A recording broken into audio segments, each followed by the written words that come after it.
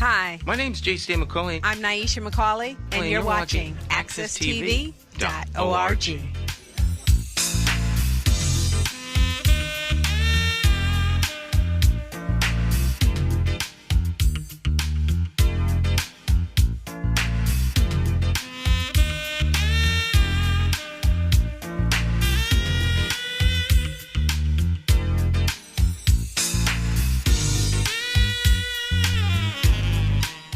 Okay, my friends, once again, it's time to get our talk on. It's Morning Talk with me, your host, J. Stan McCauley, along with the champions of talk. This morning, of course, talk champion Jonathan Small in the house. It is Monday. That means Big Jonathan's here. How you doing there, Jonathan? Oh, I'm doing fine, Stan. It's good to be back here again on Monday mornings. Monday morning? Yeah, Monday morning. Uh-huh. And nice spring day. The sun is out. Sun is out. I was out this morning. Yeah. Oh, you was? Yeah. Okay. Yeah. I was out and about. It was girls vacation week. I heard about that. School is out. Yeah, school's out. Spring break. Mother and daughters are on spring break. So right. We start the spring break off while the girls are young. That way, mom can hang out with them when they become teenage and the wild years. Yeah, so which is probably right around the corner. Yeah. Yeah. Yeah, I believe yesterday was Palm Sunday, and next Sunday is Easter Sunday. Yeah. So. As the calendar would have it, yes. This kind of your favorite time, one of your favorite times of the year, the springtime? Actually, I'm a fall guy. I like the fall. You don't like the spring? Well, I mean, I like New England, so I like all four seasons. Okay. So I'm content with whatever the season is. So I'm good to go. But I mean, everything starts to bloom. The grass starts to grow, turn greener. That's true. I mean, I'm not hating on spring or nothing, but it's not my favorite time of the year. That's okay. All. Yeah, my favorite time of the year is fall. Well, mine's too. The only problem with fall is up in New England, it just don't last that long. It's like once you really get into it, it's over. It's over. That's the case with all of the seasons. Right. Yeah, that's what makes it so cool. I mean, it's you gotta what 16 weeks? 16 weeks of 3 months. 3 months. 4 months. Yeah. 12 weeks. 12 weeks. 16 weeks. I mean, it can vary a little bit, but that's on average. You're right, 16. Sometimes you have a short winter, long winter. Sometimes it varies, but that's about the accurate assessment. And did you watch your Masters golf tournament? I did get a little golf watching in. Yeah. It was pretty good, actually. Yeah. Who won it? You know who won? I don't remember who won. I just heard them announce the guy's name this morning on the news. I didn't watch it all the way through. I just watched it when I was in the kitchen. Oh, okay. Over the weekend. Well, I heard Tiger Woods played. He played, yeah. He didn't make it to the end. 13 over par. So you know more about golf than I do. I'm not even abreast on. I know par. It's not that complicated. No. But they're making it much more interesting because of the technology. The production values come way up because of all the cameras and technology and the tracking and all this other stuff. So it's very exciting to watch. The Masters. That's probably the biggest tournament of the year for golf. Yeah, it's the biggest tournament.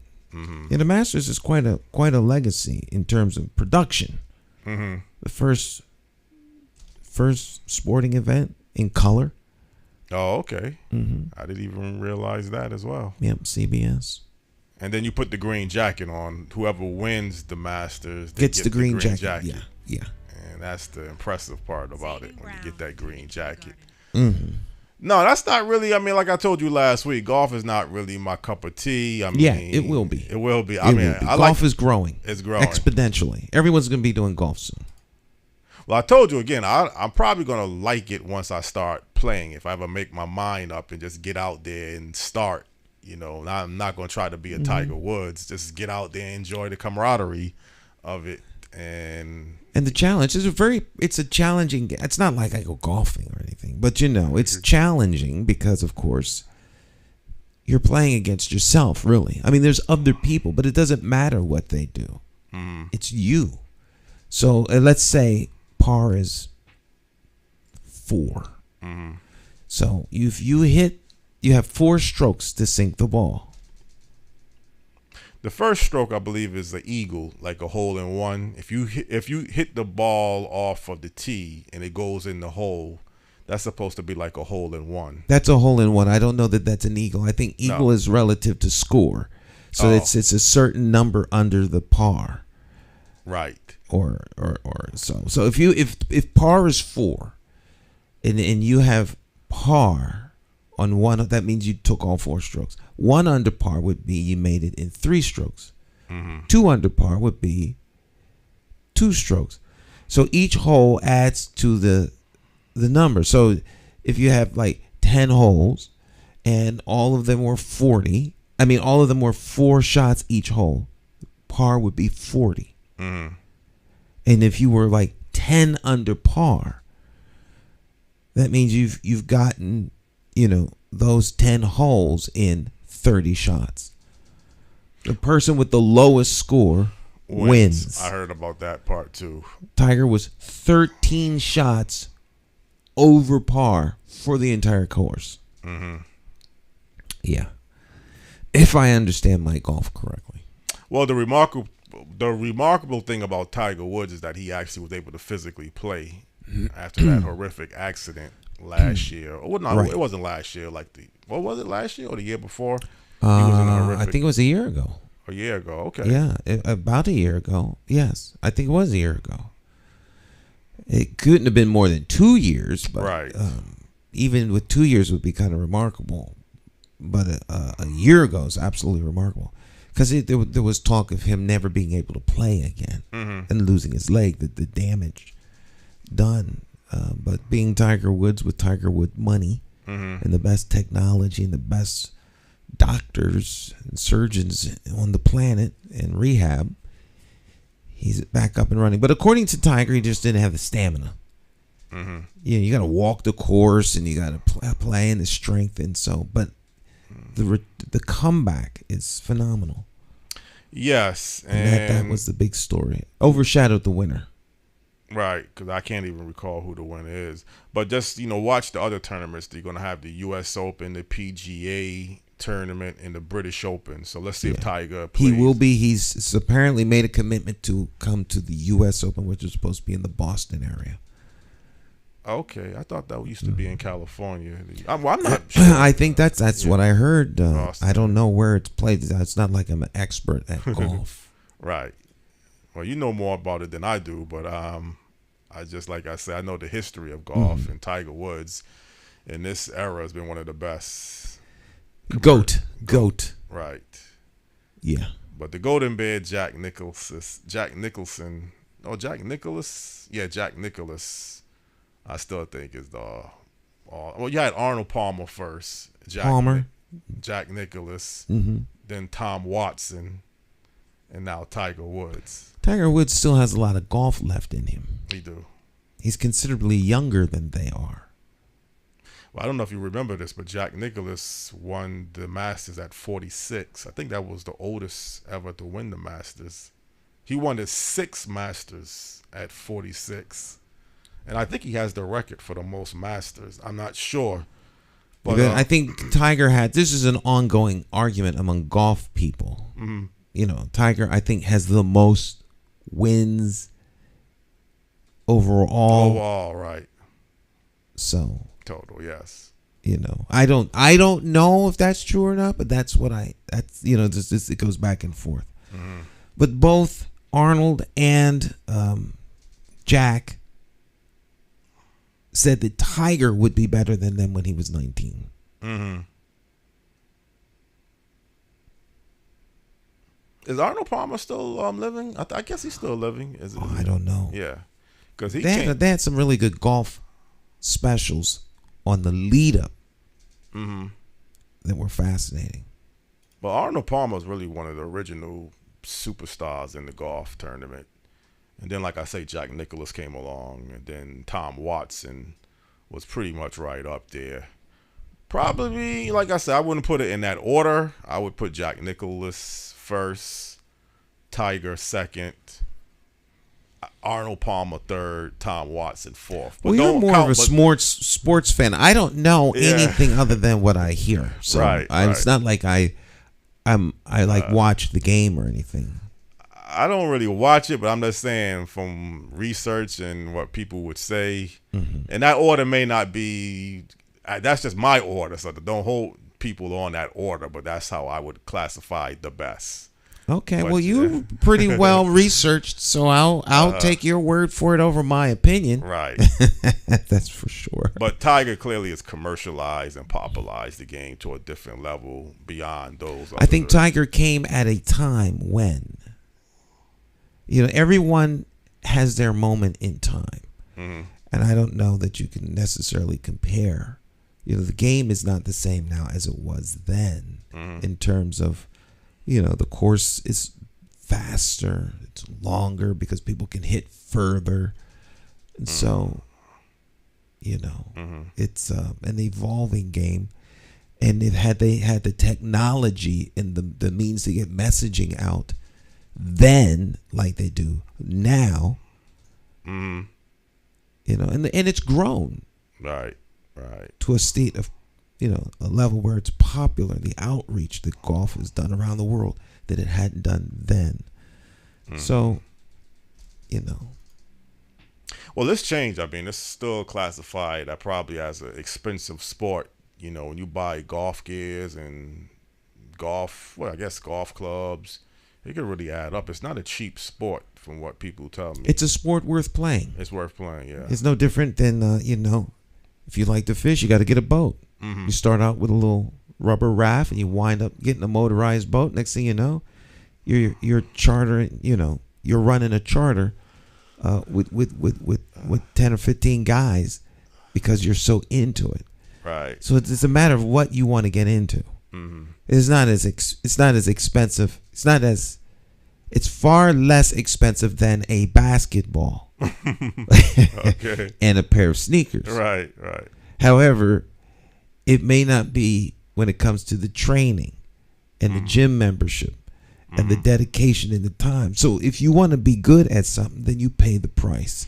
Yeah. And the price of a good set of golf clubs is just part of the price. Right. Everything isn't how much money. Well, I tell you one thing I do like about golf. I like the golf shirts. They got one of the best designer shirts. When you get a nice golf shirt, particularly the styles that they have. I love the golf style shirts. But I don't know if you want to keep our guests waiting. I mean, we talking. No. Okay. I'm looking up the clock. Okay, he's been very patient. All right. All right. Well, Jonathan Small, of course, always introduces our guests, and so they come here from all over the country, and sometimes from around the world. Talk about all kinds of interesting subjects. Today, of course, will be no different. So we'll spend the next hour or so with our special guest. But I always let Jonathan do the introduction. So, Mr. Small, you have the floor, sir. Well, good morning to people out there on Morning Talk Live with J. Stan McCauley's talk show. This morning we have high profile in his community activist, Reverend leader, and he's come on Morning Talk Live, J. Stan McCauley, to share some very important issues that he is working on and what he's all about. The guest this morning again is the Reverend. He's part of the New York Hispanic Clergy organization to go along with the Reboth Baptist Evangelical Church located in the Bronx, New York. No other than Reverend Oswald Denis. Good morning, Reverend Denis. How are you doing? Good morning, Jonathan. Good morning. Good to see you and hear you. Okay. Well, Reverend Dennis, could you let people know a little bit about yourself and your background before we get into our topic of discussion? Sure, Jonathan. Once again, thank you for having me on this great show. Um, my first name is Oswald. My last name is Dennis. Mm-hmm. Black Puerto Rican Mm-hmm. from the Bronx, Mm-hmm. And I was born in the Bronx 50 years ago. Mm-hmm. I am a member of the official member of the AARP now, but Mm-hmm. half a century old now. Right. My wife is really bugging me for that, but I face reality. I'm half a century old now, Uh-huh. and happily married for the past 31 years. Okay. Six children, five grandchildren. Mm-hmm. I raised my boys in the Bronx. Very challenging, very challenging. But we did it by the grace of God, and they're all very successful. Not one of them had issues with the law, and I'm thankful to God for that. You see, because it's very, very challenging in the city of New York, especially in our Black and Brown communities like the Bronx. But other than that, I've been serving God all my life. That's also challenging in a city like New York, and many trials and temptations and tribulations, but we've been through it all by the grace of God, and we're standing. We're standing, fighting the good fight, doing God's will in our community, feeding the poor, clothing the naked, and just doing God's will on a day-to-day basis. Reverend Oswald, you are technically in the South Bronx, New York, and the South Bronx has a kind of a reputation of maybe being one of the roughest places. I've always heard when you look at New York and you make some comparisons to Brooklyn, Bed-Stuy, Bronzeville, South Jamaica, Queens, Harlem. Sometimes the reputation will say the South Bronx could be one of the most roughest, dangerous places out of all of them. But to people out there who don't know much about the South Bronx overall, what kind of place is the Bronx, New York in general, and let's say the South Bronx in particular? The the South Bronx is a metropolis of a lot of races, a lot of colors. Mm-hmm. That's what's good about us. We have different backgrounds, different ethnicity, and that's wonderful. Mm-hmm. That's wonderful in the South Bronx. However, since it's the poorest congressional district throughout the whole nation, you have a lot of challenges when it comes to crime, violence, and things of that nature. You see, but it's a close knit. Everybody knows everybody most of the time in the neighborhoods, and a lot of ethnicities. That's the South. Mm-hmm. When you go to the north part of the Bronx, it's a little different. As you get closer to the north, it's a little different. Mm-hmm. You still got some Jews and Italians up there, and they more like homeowners, so they tend to be a bit different than the South. In the South, you have a lot of low income apartments, Mm-hmm. and wherever you have poverty, so you have challenging socioeconomic things that go on. So you got the Northeast, you got the South, and when I was growing up, we used to have war with different neighborhoods, territorial war, so to speak. But hey, we're come a long way by the grace of God, and the Bronx is looking better than when I was growing up. Mm-hmm. The Bronx is coming along a long, long way. Thank goodness for good politicians, like the Reverend Ruben Diaz, the senior father and son, Congressman Bob Garcia, Jose Serrano, and good leaders that have changed the aspects of the Bronx. Because the Bronx was, when I was growing up, the Bronx was burning. Yes. The Bronx was burning. It was hell on earth. But thank goodness for these leaders, and above all, the church, that we went out there and we made a huge difference. I was growing up. I was a youth pastor, but we went out there. Mm. We went to the projects. We got into rough neighborhoods and said, hey, it's time to turn it around. And it took many, many years, many years, but we've come a long way. We've done it. It's still challenging. We have a new mayor, and we're hoping that the best is yet to come, Jonathan. Well, also about the Bronx, I mean, what kind of gave me the first, I guess, look at the Bronx was the hip hop culture. It's kind of classified as the birthplace of hip hop, the graffiti.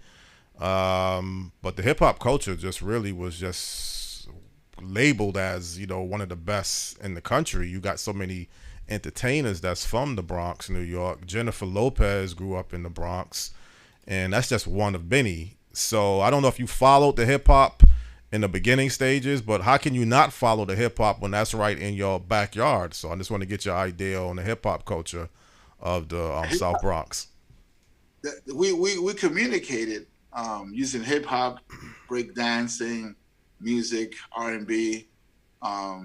Hip hop kept many of us out of trouble, I think it's fair to say, because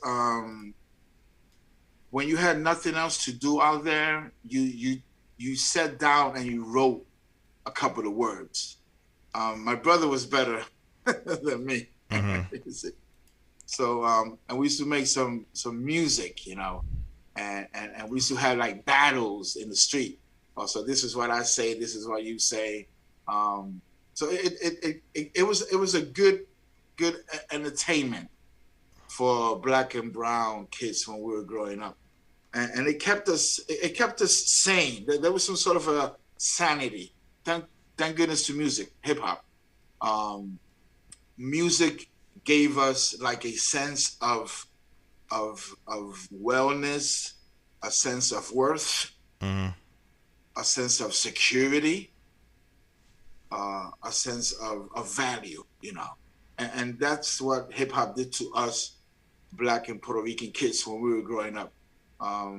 It gave us that sense of that, hey, if they did it, we could do it also. Do you remember The Message by Grandmaster Flash that was basically shot in the South Bronx, New York? Every time I look at that video, I see those burnt out buildings, and I don't know if that's on Charlotte Street, but that's kind of the image that every time I think of the South Bronx, the first thing that comes to my mind is The Message, because that was really one of the best first hip hop songs, and particularly being from your hometown, what did you think about that whole rap song in particular? Well, it broke the ice. It broke the ice, and that was wonderful. It was great. It broke the ice, and sometimes we had this thought, this mindset, oh, I don't want to be here. I want to get out of here. I want to move out. But he gave us that little bit of pride, And I still live in the South Bronx. I was born up in the North Bronx. I grew up in Yankee Stadium area, and then a little bit in the South. And my church is in the South. I live in the South. So he gave us pride, a little bit of pride. And I still got that pride,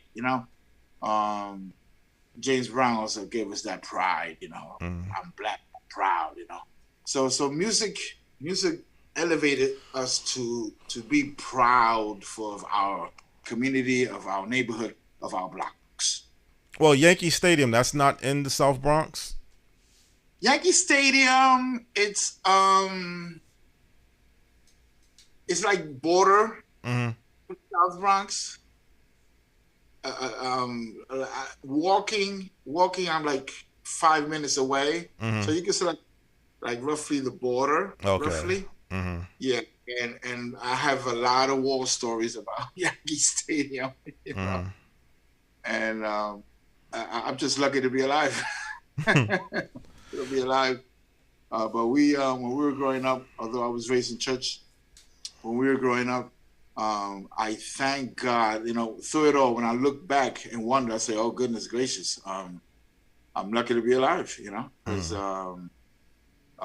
my dad was an alcoholic and he wasn't home. So mom, all the responsibility was upon mom. And mom had to run out there looking for us. Where's Oswald? Where's Danny? Where's Milton? I was the youngest, so I was a follower, Right. So whatever my big brothers did, so I followed, I remember this once. I was at the train station of 161, if I may add this story. I was with Ronnie, and we were carrying fake guns, Jonathan, out of all things. Right. Fake guns. And we almost lost our lives just because we were carrying fake guns. A off-duty cop pulled out his revolver, and he aimed at us, Ronnie and me. Thank goodness that Ronnie shouted, "This is all fake. It's all fake." But otherwise, Pastor Dennis wouldn't be here. Who knows? But those were things that we used to do when we were growing up. But by the grace of God, we're alive. Well, I mean, before we really get in heavy into our topics, because there's a lot of issues that New York currently is going through, particularly in the South Bronx and Bronx in general. Just even this past week, there was a couple horrific incidents. But again, when you're growing up in New York, and you mentioned earlier about because people would say in New York, you could be in New York and never see the same person for the whole entire year. But you mentioned that in the Bronx, y'all have somewhat of a community feel. It's not like a tourist place like Manhattan.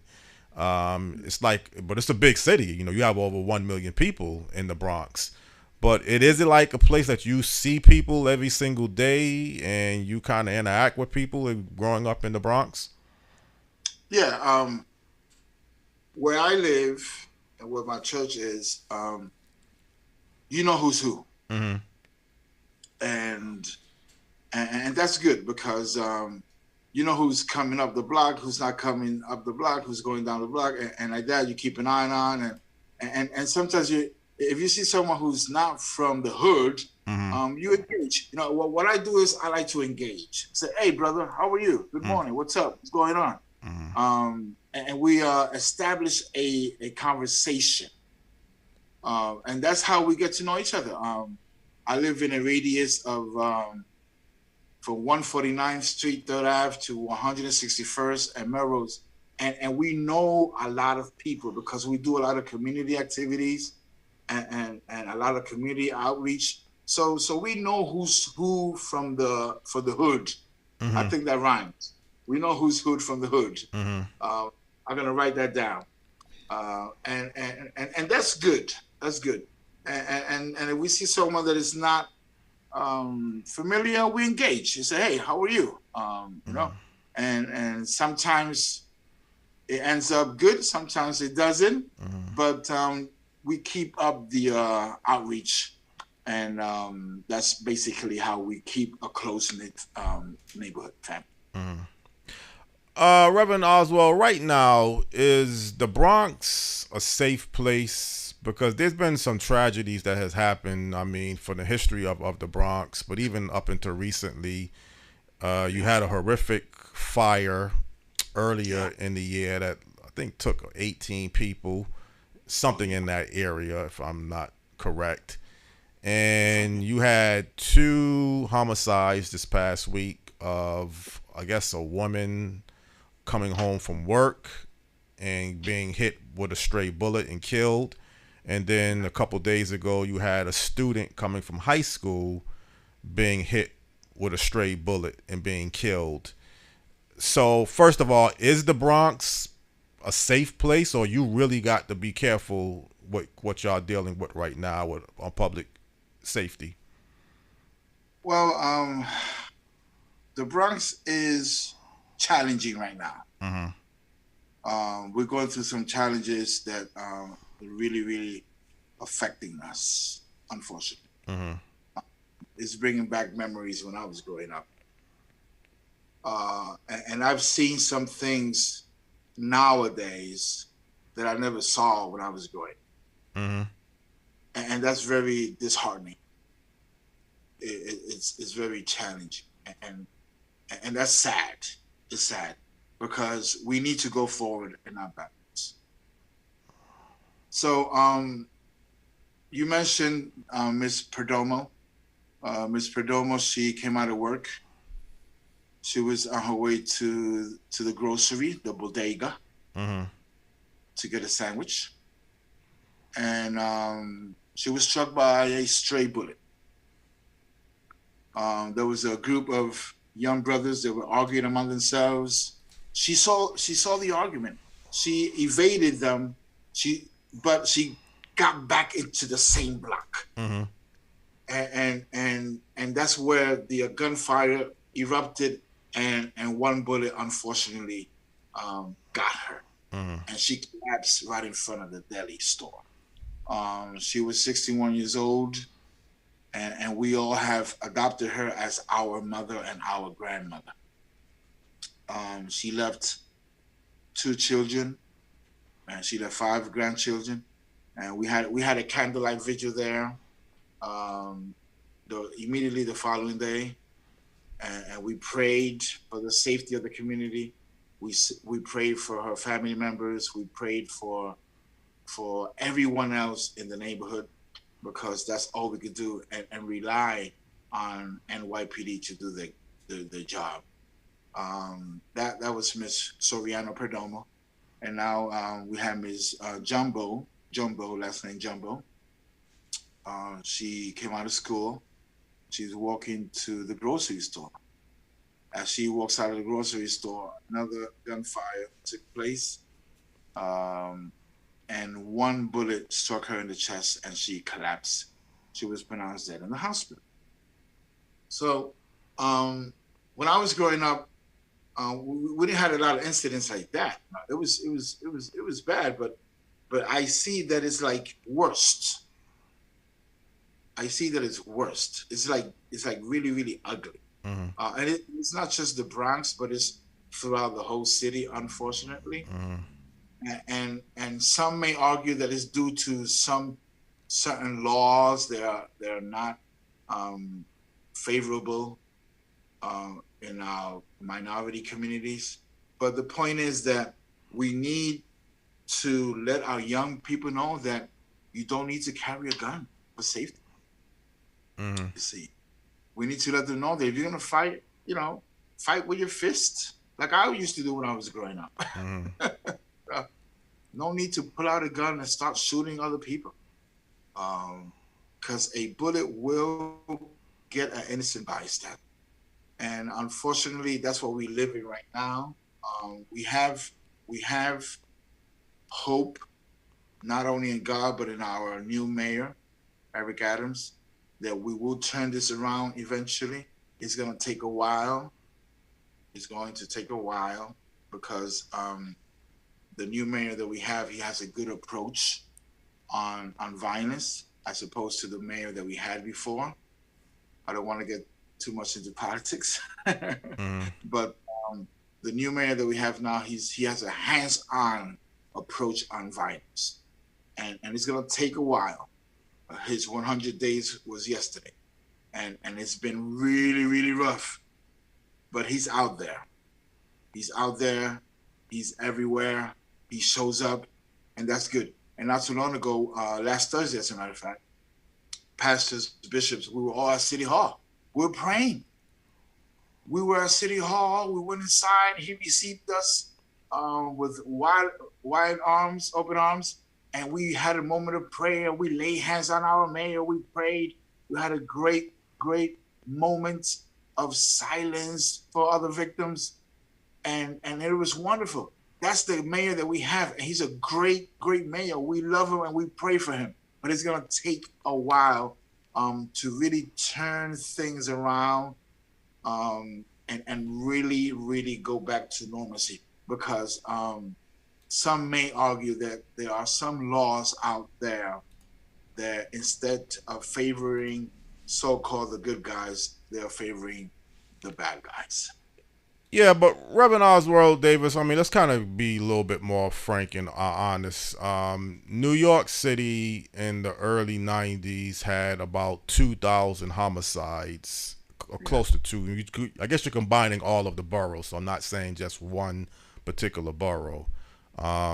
There used to be a New York news station that used to come on cable in Connecticut. I can't remember the name of the station. And I would turn on the station every night at 10 o'clock. And it's like the first 2 to 3 minutes, you would just be hearing homicides, killings, carjackings, robberies, Bronx, Harlem, Brooklyn. It's just the first 2 minutes, I'm telling you, the news anchor would just have to report who's been killed, who's being shot. At some point, and this is where I want to get your opinion, because you mentioned the mayor. Rudy Giuliani kind of took a hard-nosed stance on crime. And whatever you want to say about his tactics, the numbers went down. I mean, even today, New York is still under 500 homicides, comparable to the early 90s when it was at 2,000. So what did you like about what Rudy Giuliani did, and did you give him any credit for kind of having an impact on reducing crime in New York City, first of all?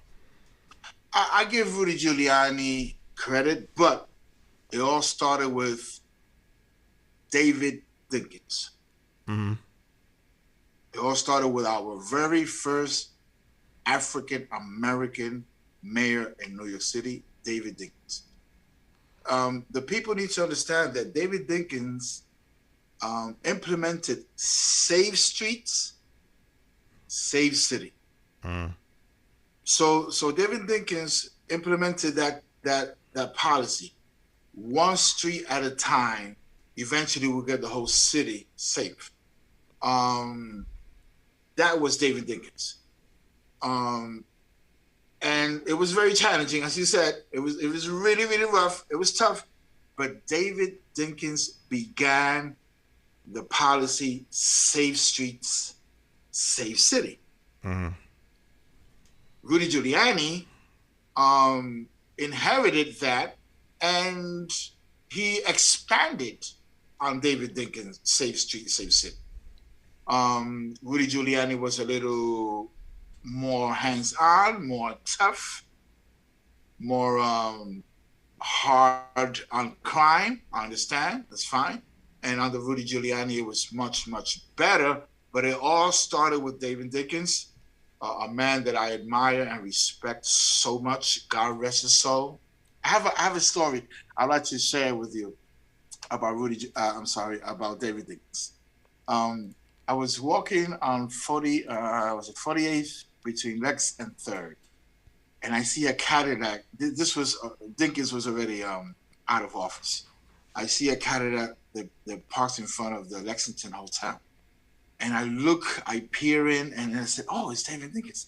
And I approached him, and I said, "Your Honor, how are you, sir?"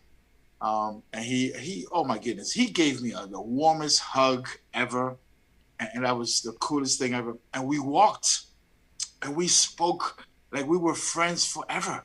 That was the kind of man that he was. He loved this city, and he was the one who started turning this city around. Mm-hmm. And one thing that really touched my heart was, I asked him, "Mr. Mayor, how's the missus?" And he said a word that till today is resounding in my mind. He said, "My bride is very well." And that really touched me, because he still called her his bride. Mm-hmm. And a very kind gentleman. He started Okay. Save streets, save city. Giuliani inherited. Giuliani made it better, but it all began with good old David Dinkins. Stan, do you have any questions or anything you want to add to this topic?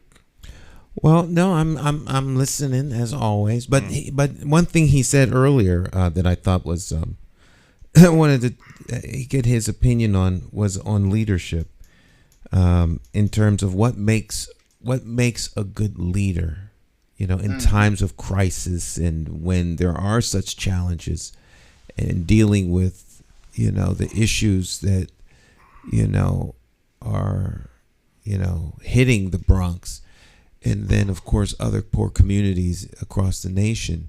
What would you say makes that good quality leader that's necessary in order to turn these kinds of things around and with the success that you guys have had? Well, good quality leadership is what Eric Adams is doing now. He shows up wherever there's something that's hurting our city, hurting our communities.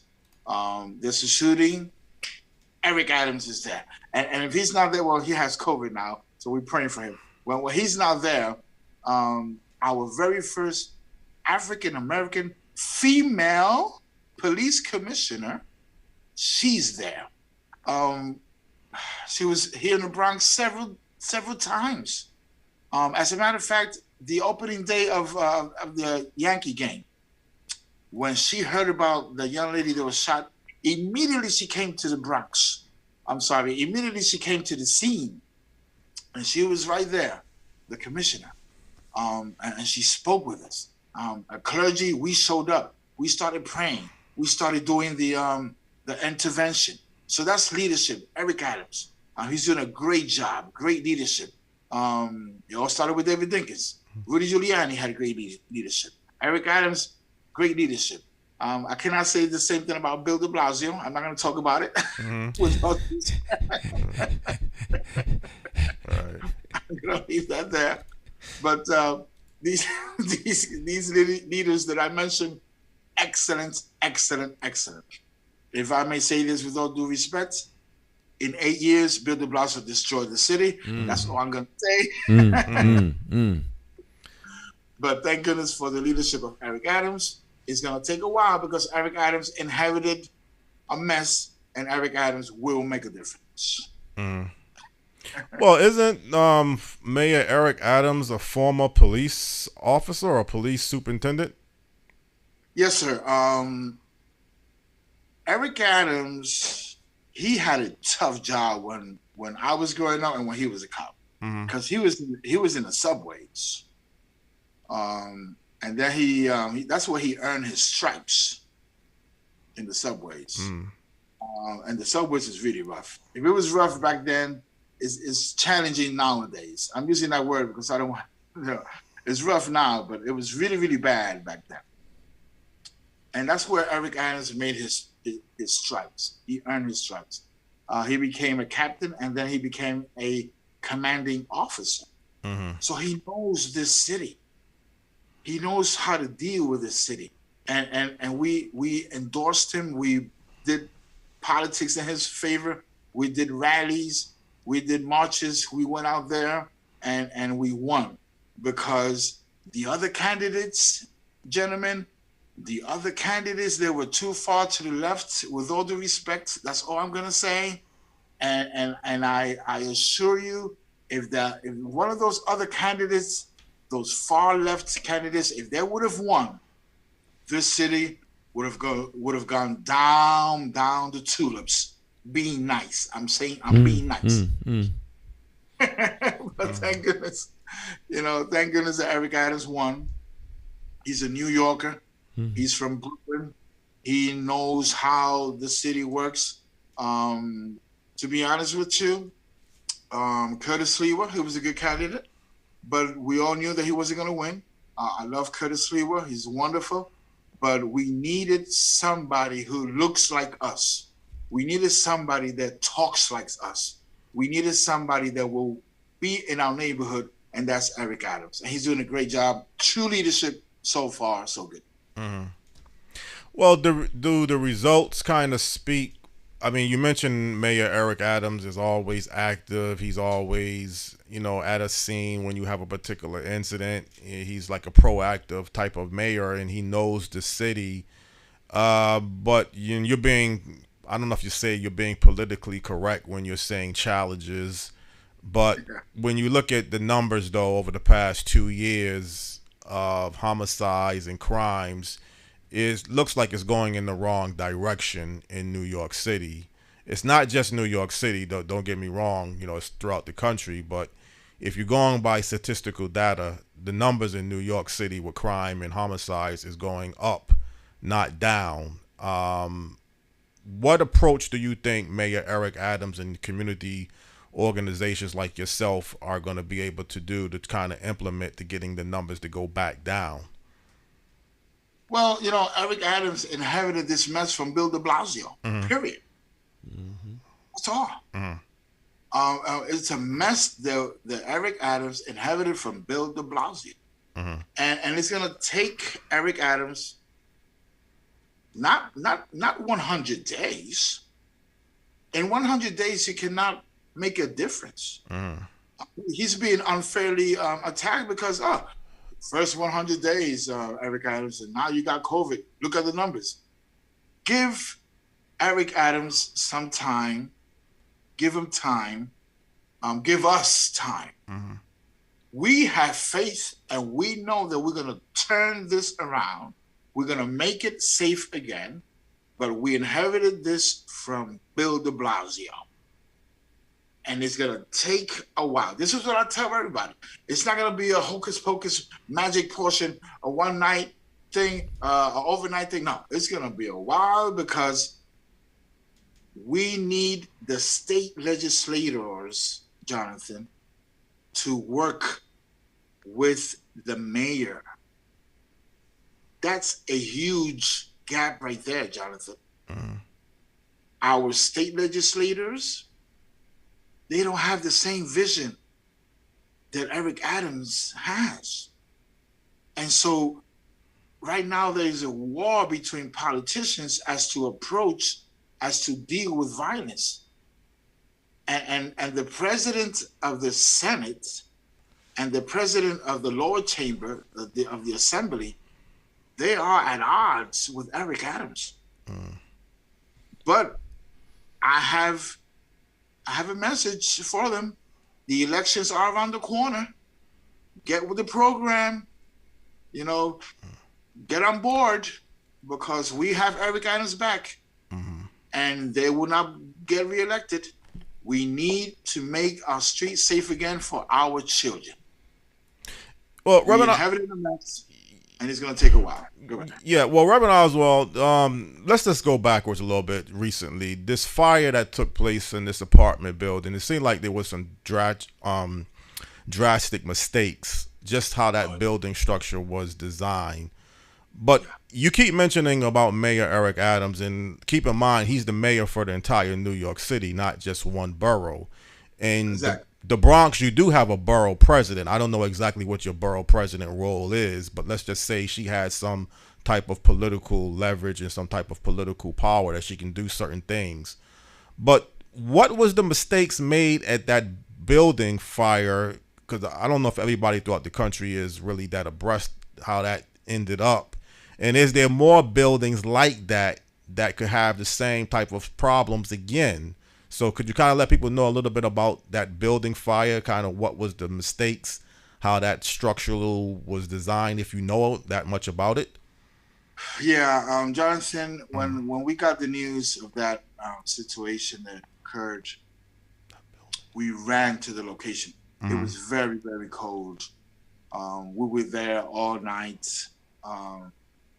servicing our African, mostly from Gambia, community, Muslims. And it was very, very, very heartbreaking. But violations, building codes violations. That's what happened. And the councilman of that area, Oswald Denis, the the Bronx Borough President, Vanessa Gibson, they have an approach. They pass a bill demanding every landlord to fix the doors so they could close on their own and to fix every violation in their buildings.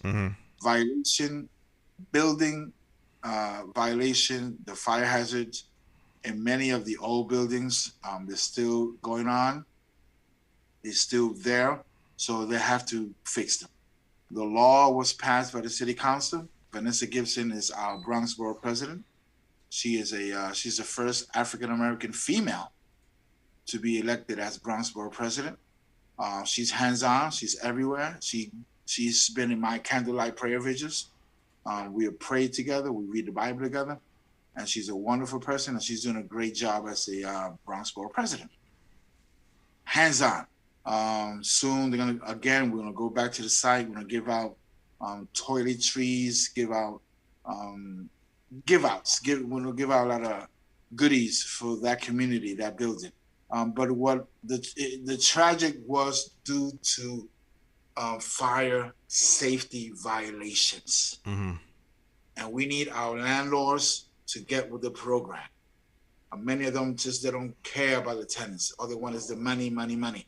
But it was all due to fire code safety violations. That's what caused the demise of so many lives. It was so tragic. Now, Stan, I want to get your opinion on that. When you hear fire code violations, that's something that falls under what city government? I mean, that's an area where the city government is responsible for that particular issue, or is it up to the landlord when you hear fire code? Well, ultimately, the responsibility of the safety of the building in terms of being up to code is the landlords or the owner of the building. The city enforces the code. So, enforcement is difficult in a city the size of Hartford. There are neighborhoods in New York whose population exceeds Hartford. So when you start talking about the capacity and the ability to do inspections, it becomes very, very difficult. Landlords are aware of that. It's very hard to enforce those things. So, the city, it's hard to blame the city. The city is not without some level of responsibility. But if you had all of the inspectors inspecting all of the apartments and buildings, they just not enough human beings working in license and inspection to possibly do them. And that's, in some places, the fire department is involved with these kinds of oversights and inspections. So these are unfortunate incidents. And, I guess the biggest way to do it is to make sure that tenants understand what their rights are and tenants feel empowered to make complaints, and then those complaints are taken seriously. It's a big problem, and there's no easy solution, because a lot of times where you have these violations, tenants are intimidated. If they report it, they're afraid to be evicted. I mean, it's a huge problem. I was just wondering, when you hear fire code violations, who does that fall under towards our responsibility? So you did mention that the landlords are the ones that is, first of all, responsible. The landlord's ultimately responsible.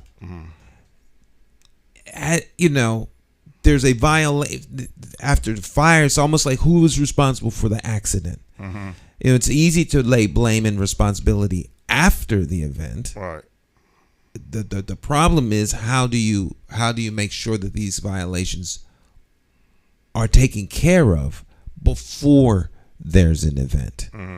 And so, there's often the 20/20 hindsight of something tragic that happened, and now people focus a lot of times on the tragedy and want to paint the whole city as though this is the city is going downhill because of this. And I think, as our guest has mentioned, the new mayor, he was just elected. So to try to throw this on the new administration is, I think one thing our guest has pointed out is that, and I think this is typical of, I must say it, Democratic administrations in cities throughout the country, particularly in the last 2 years. They sat back with their hands, sitting on their hands, and they allowed crime to get out of control. And there's clergy have called this out on many occasions, but for whatever reason, they just let this go. You can't. You have to stay on top of these things, and you can't. Otherwise, you have what you have. And my heart goes out to the plight that Reverend Denis is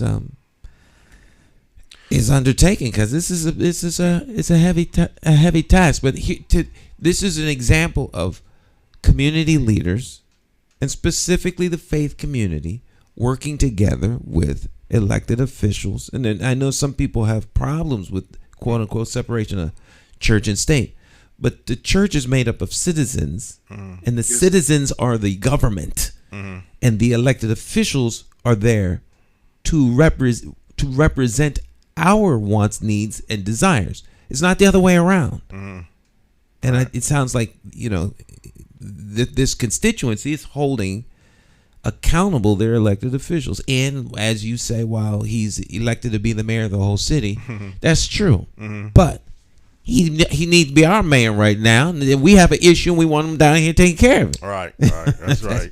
In my opinion. Yes. That's so true, Brother Stan and Brother Jonathan. For instance, where I live, in the building where I live, after several years, the landlord put fire extinguisher on each and every floor. Years it took for him to be responsible. Exactly. So, I'm like, because they know they will get summonses. And so after living 20 years in this building, I walked in once and I said, oh, wait a minute.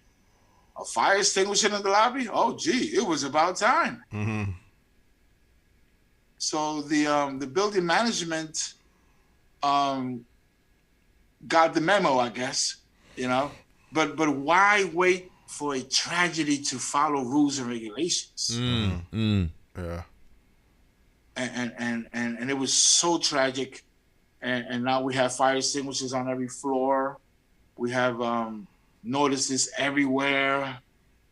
We get updates, and unfortunately, due to the tragic, now people are really getting with the program. But hey, I vow as a community leader, I vow that everywhere I go, hey, we had an outreach. We're giving out free smoke detectors right here in our block, 149th and 3rd Ave. We're giving out free fire smoke detectors because many of the smoke detectors in the building where that fire took place had no batteries whatsoever. Batteries. So we need to have batteries in the smoke detectors, and our landlords, building managements, they finally got the memo thing. Well, it sounds like to me, even the smoke detectors and the batteries, those would be the simple, basic things that you should have. You can't really say that's expensive. If you get into fire sprinkling systems, I can see that could be very expensive to install those inside a particular building. But just basic smoke detectors, batteries in the smoke detector, and I think every homeowner or every person that's living in a particular place should be aware that, check your batteries for your smoke detector. Don't just assume because you have a smoke detector that it's going to work if the battery is dead. So some things the average citizen can do, and I think you do mention the partnership, and even Stan, you mentioned when the community faith-based leaders and the elected officials and the community citizens are all working together it seems like to me y'all are on the same page. But if one person feels, well, the politicians, the elected officials, they don't care, they're not doing anything. The people feel like, well, we can't do anything, it's not our own responsibility. Or the faith leaders, they say, well, look, we have to deal with our congregation.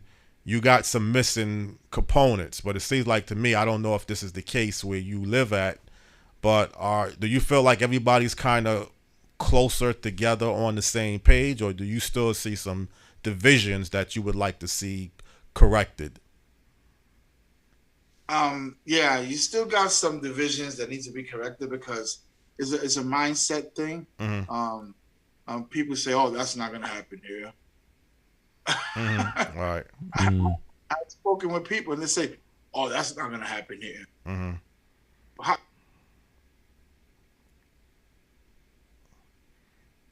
You went silence there. You muted, Brother Dennis. You hit your mute. He hit me, and he can't even hear you now because he's talking. Oh boy. Tell you, I think he stopped speaking. Yeah. Unmute. There we go. Yeah, you had hit. Are we We're good. I can hear you now. So go back to Jonathan's question. You got muted. You got muted for a half a second there. My apologies. A phone call was coming in. I've come across the people. They say, "Oh, that's not going to happen in my building." Well, that's pure ignorance because it can happen anywhere. When I was growing up, and this affected me emotionally, we had a Russian Jew. This was at 161 Walton Avenue. We had a community of Black Puerto Ricans. We still had a couple of Russian Jews in our building. It was like 3 or 4 family, and they were all slowly moving out. But we had a fire, and the lady was shouting to my mother, "I can't come out of my apartment. I can't come out of my apartment." And my mother was pouncing, and I was with her. We were trying to break the door in. Eventually, that neighbor, she was Russian Jew. She jumped out the window. I saw with my eyes the body bag. So it's really it hits close to home, and that affected me emotionally when I was growing up.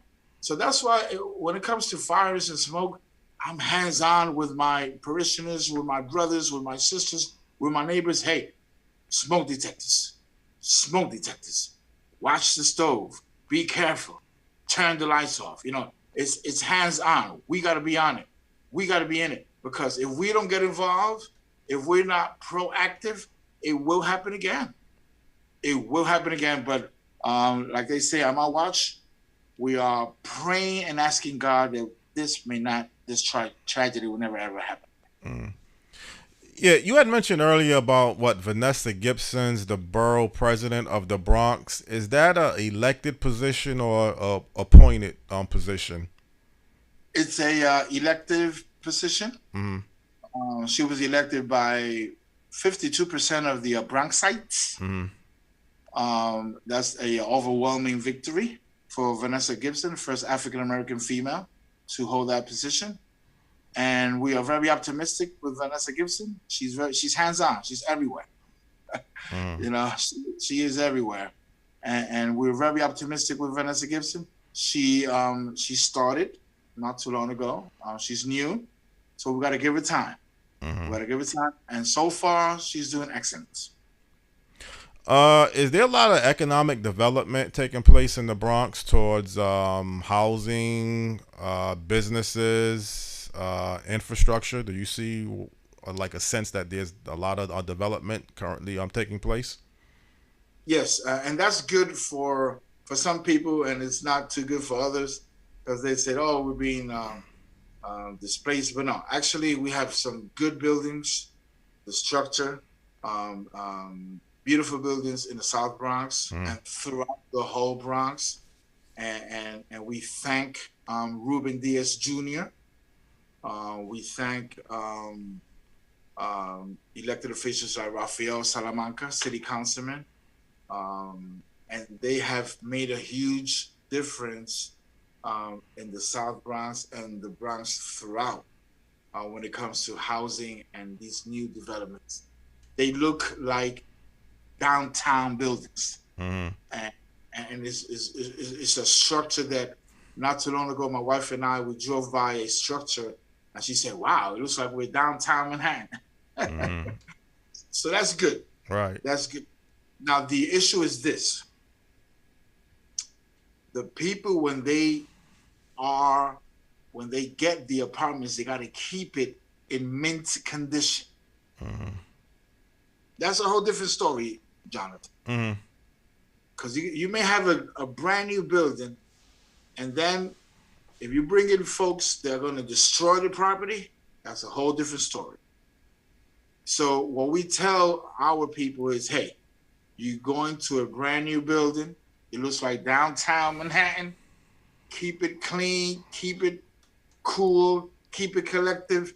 Make sure there are no violations. Make sure nobody's wilding out, like we say. You know, follow rules and regulations and keep it clean, because we have had some incidents that, you know, many people had to be expelled due to ugly things happening in new buildings. But yes, we have good new buildings coming up right now. Gyms, swimming pools. It's like a whole different world. And listen, comparing to when I was growing up, I'm sure that I'm very optimistic that the Bronx is coming along very well. Well, you know, I noticed the population is still growing in the Bronx. You know, it hasn't really declined, probably with the exception maybe of the 70s. So it seems like people are still living in the Bronx and I guess want to live in the Bronx. But is it getting more expensive? Some of the areas that you just mentioned with the new housing. I mean, do you see affordable housing issues? Do you see people making enough money to maintain the living standard?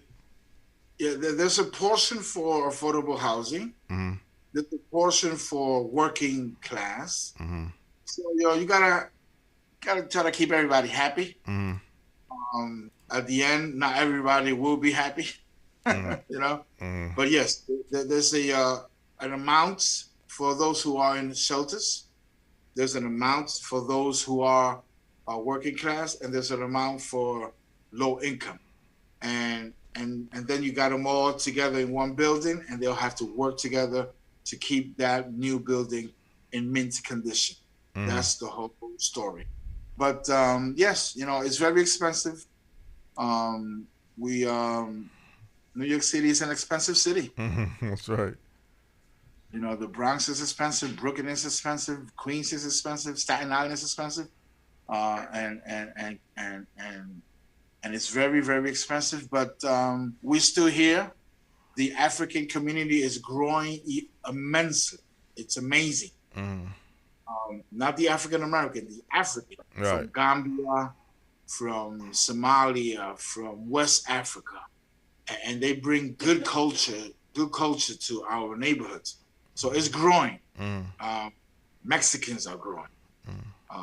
You know, Central Americans are growing. So they like the Bronx. They come and they work hard, you know, and we receive them with wide open arms, and it's growing. They're growing, and that's wonderful. It's expensive, but we got to work for it. And let's just label, you know, we don't want to. I don't want to paint the picture of just the negative things about the Bronx and even the South Bronx, but you have a lot of things, like you say, that people would enjoy taking a trip down to the Bronx. I mean, I know the Yankee Stadium, that's like a baseball game, and you know that's one element. But what are some of the other things in the Bronx that people would like, you know, if they came down to the Bronx and they want to take a tour and see what the city was like? Yes, we have the Yankee Stadium. You got the Bronx Zoo. By the way, the Bronx Zoo is free every Wednesdays. It's free. The entrance. Right. Every Wednesday, the entrance is free. All you got to do is give a donation, and you can walk in and walk throughout the whole Bronx Zoo. You got the botanical gardens. Mm-hmm. There's even a Trump golf. Oh. You guys talking, Uh-huh. and hey, it's all here in the Bronx and Yankee Stadium, and you got Third Avenue. It's a thriving business area. Southern Boulevard, a thriving business area. Mm-hmm. Fordham Road, a thriving business area. And we are thriving. We're good. We're coming along. Mm-hmm. We have hiccups, but the Bronx is thriving. It's growing in population. The developments are going up. We have a lot of green spaces. Mm-hmm. When I was growing up, we had no green spaces. Right. And the asthma rates in the Bronx is very high, very, very high. So the green spaces are helping a whole lot to reduce asthma and to reduce carbon footprint in the Bronx. Because the Cross Bronx Expressway is like a cesspool of carbon footprint. But thank goodness that the green spaces are coming along. They're coming along slowly but surely, but we will get there, Jonathan. And you must have a lot of eatery places if you want it, with all the different cultures, the cultural nationalities that exist in the Bronx. I mean, from the Jamaican culture, the Hispanic culture, the African culture. If you want a good meal, I don't think you should have trouble finding a good restaurant if you want to come down there and eat and hang out. Exactly. Yeah, it's so true. We had an event with the Yemeni Pakistan folks. Oh boy. I thought we had good food. When it comes to the Pakistanis and the Yemenis, we had a ball. My goodness, the Pakistani folks is a community that's growing in the Soundview area of the Bronx. There's a leader over there, Mr. Majumbar. He is a wonderful leader, Pakistani leader. The food is excellent. We have our West African brothers. They have the African markets. You can find everything in the African market. I walked in a African market, and one of the West African brothers says to me, "Hey Rev, have you ever tried the African black soap?" And he sold it to me. I use it. My wife loves it.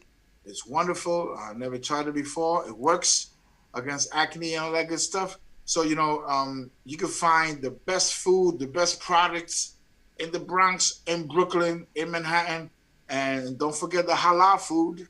All right. The halal food is excellent. Our Muslim brothers, they're from Morocco. They're from the west part of Africa, and it's beautiful, wonderful halal food, and we love it. We love our people. We love the Bronx. I love the Bronx, Jonathan. I love New York City. And I say to my wife wants to move out, but I say, honey, hold on, let's keep hope alive. Remember Jesse Jackson at the convention center, keep hope alive. And that's what I tell my wife. Let's keep hope alive. I tell my 6 children, let's keep hope alive, and we will make a difference. Well, Reverend Oswald Denis, let's leave it on that good, positive, upbeat note that you just ended on. I mean, we're out of time, actually, but I mean, I couldn't think of a better way to end this particular segment. And I'm probably going to look back into inviting someone else from the Bronx. I might want to do a hip-hop type of show. I'm not exactly sure, but I'll definitely keep you abreast again. And it was very interesting speaking to you this morning with your interview and your passion and everything that you believe in. And then, like I say, don't feel like you're a stranger. You definitely will have some connections, because I definitely might want to take another guest from the Bronx and invite them back on, but I'm not exactly sure when. But again, if it's anything else you want to end very quickly, the mic is yours. Thank you, Jonathan. Thank you, Stan. You guys are wonderful. I'm highly honored to be in this show. I love it. I'm going to follow you guys on social media now. Okay. And thank you for reaching out to me. And I'm glad to be part of this show. Thank you very much to the audience. Bless you all. And we're going to take back New York City. All right. Amen. Amen. Amen. Well, God bless you, brother, and stay strong in the faith and keep up the good work. Okay. Thank you. All right. All right. Bye-bye. Bye-bye. Okay. Great. Yeah. A lot of stuff happening down in the Bronx. Right. And I really wasn't even planning this particular show. Just a few things wasn't working out with getting a guest. And I said, okay, let me look into something a little bit different. And then I ran across Reverend Oswald Denis, and he was willing and able to come on. And I don't think we ever did a show about New York since I've been here over the past 2 years. I can't recall recently. And, we try to outline both sides of the city, not just one picture of the city. He's a community activist, obviously. He's a pastor, so he has a role in the faith-based initiative, and he's very serious and passionate about what he is believing in. And just like you, you love Hartford, he loves the Bronx. He loves the city. I feel the passion. Right. I feel the passion, and they say wife want to leave. And I'm stuck here in Hartford. I just shouldn't say stuck here in Hartford. I made a conscious decision to stay in Hartford. Right. I don't want to leave. Right. And I can't imagine leaving. I mean, yeah. Well, Hartford and the Bronx is like the night and day, two totally different cities. But there's some similarities when you get into the nationalities, the cultures, though. It's not on the scale of the Bronx, because we just don't have that many people here. But got a lot of nationalities are here. If you want to find a nice restaurant or something different to eat. But New York is known for having good food, though.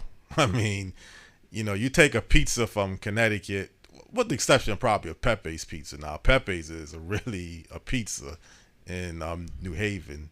But I know you like pizza too, like I do. You go to New York, you're gonna get a good sliced pizza. You're getting the best. Well, New York style pizza is I think of course you get into the pizza war conversations. I don't know. My favorite pizza was Harry's. Yeah. And they jammed us up by closing. So, if there's anyone out there that used to go to Harry's, hit me up and let me know where you go now. Because it's hard finding a place that was as good as Harry's. Oh, okay. Yeah. Well, Pepe's, that's not in the area. That's like New Haven. You got to drive a pretty good distance there. Well, not that. Well, it's far. People 45 minutes. It's okay if you want to go there, sit down and eat. Yeah, right. But if you want to go get the pizza and bring it home. Yeah. The window is very narrow, so 20 minutes away maximum. Maximum, right. To do that. Maximum. Yeah, I don't know. I can't think of a pizza place really in this area. Like, I think we talked about this in the past. What's a good place to eat? Used to be some good Chinese restaurants I used to love here, but I can't find. There's one nice Chinese restaurant I go to. I just started at Capaco Shopping Center in Bloomfield. So they make some nice Chinese food. But the rest of the Chinese restaurants is okay. But, people tell me you go to Chinatown in New York, you're going to get the best, Chinese food, and everything. It's just what it is, New York is just known. Well, New York is you have an overwhelming number of options in New York, and some of the best restaurants in the world, and best food in the world is you can get in New York. In New York, yeah.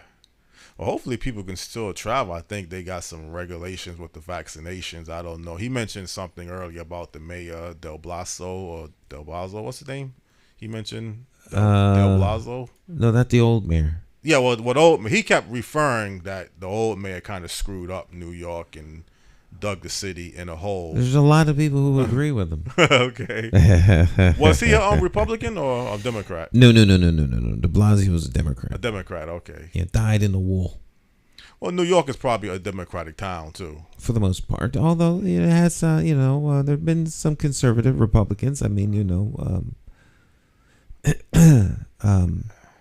boy. Well, Giuliani was a Republican, right? Yeah. And I remember listening to New York mayors. Ed Koch was his name. Ed Koch was a Democrat. Yeah. Democrat, right? Because I used to watch the Channel 11 news when we had cable a long time ago. The Yankees would come on WPIX, and I used to watch. I'm not a Yankee fan, but I would watch that station. They had station Channel 9 too.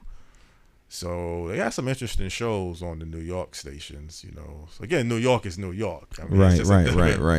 The media capital of the world. Yeah, I guess it is the media capital. It's not the entertainment. I think California is the entertainment capital, but it's kind of like the media. It's the number one media Well, it's the number one media market. Market, right. Right. And New York. And you do go with Jesse every now and then to New York to do the show Chat. You used to go to Chat It Up show? Well, we went more often when I was not as busy. Mm-hmm. But I do have 2 shoots scheduled that are in New York. I know the New York Fashion. We do that every year, so that is on my calendar. Mm-hmm. There's another one that's happening. He has 2 on my calendar. Mm-hmm. I think they're both in New York. Yeah. A couple of your former producers, Marcus Jarvis is his name. He's from New York. What's his name? Marcus. Marcus. Marcus, yeah. I don't know if Marcus is from New York. I thought he was from New York. I don't know which part of New York.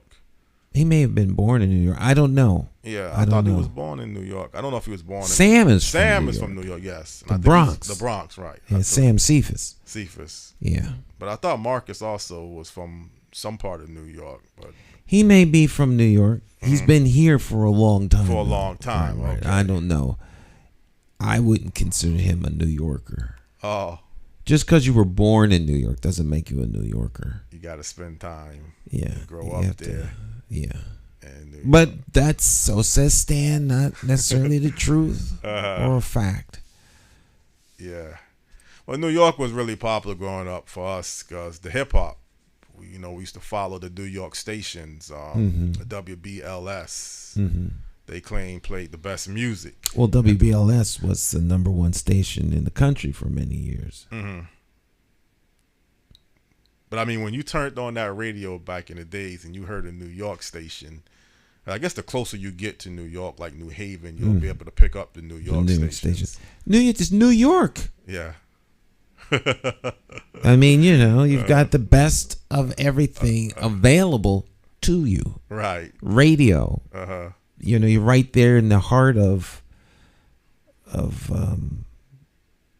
you have access to music from anywhere in the world. Yeah. So it'll air first in New York. Right. So if you can get your record or your album or your song played on WBLS, it was like being on Oprah. Right. You just, that's back when radio was radio. Exactly. So, you get some radio play, you airplay on WBLS, big time. Yeah. Yeah. Yes. Well, even Kiss was popular for a while back in the days. We used to listen to Kiss, but then WBLS just took over. Like, that's the number one New York station when you want to listen to music. I mean, when you hear that New York vibe, if you're driving downstate and you get to that close, and it was well programmed. Yeah. To work with. You knew when you hit BLS. Just the signal strength, the way the music, the format. It was a slamming format. Yeah. And the radio personalities, it takes the right formula to make a great station. Mm-hmm. And they do got some hot radio personalities too. When you listen to their voice too, it just seems like you say they on a different par. They're the best. in the business. In the business. That's why it's the number one media market. So if you're on the air in New York City, right, on a, flamethrower radio station, that's it. It's like being on doing the New York news. I mean, New York is the number one market for media in the country. Mm-hmm. Yeah, I mean, you definitely can't go wrong. I mean, in the media market, that's number one. I mean, competitiveness, obviously, is going to be highly competitive in New York. The cream of the crop. Cream of the crop. The best of the best. Right.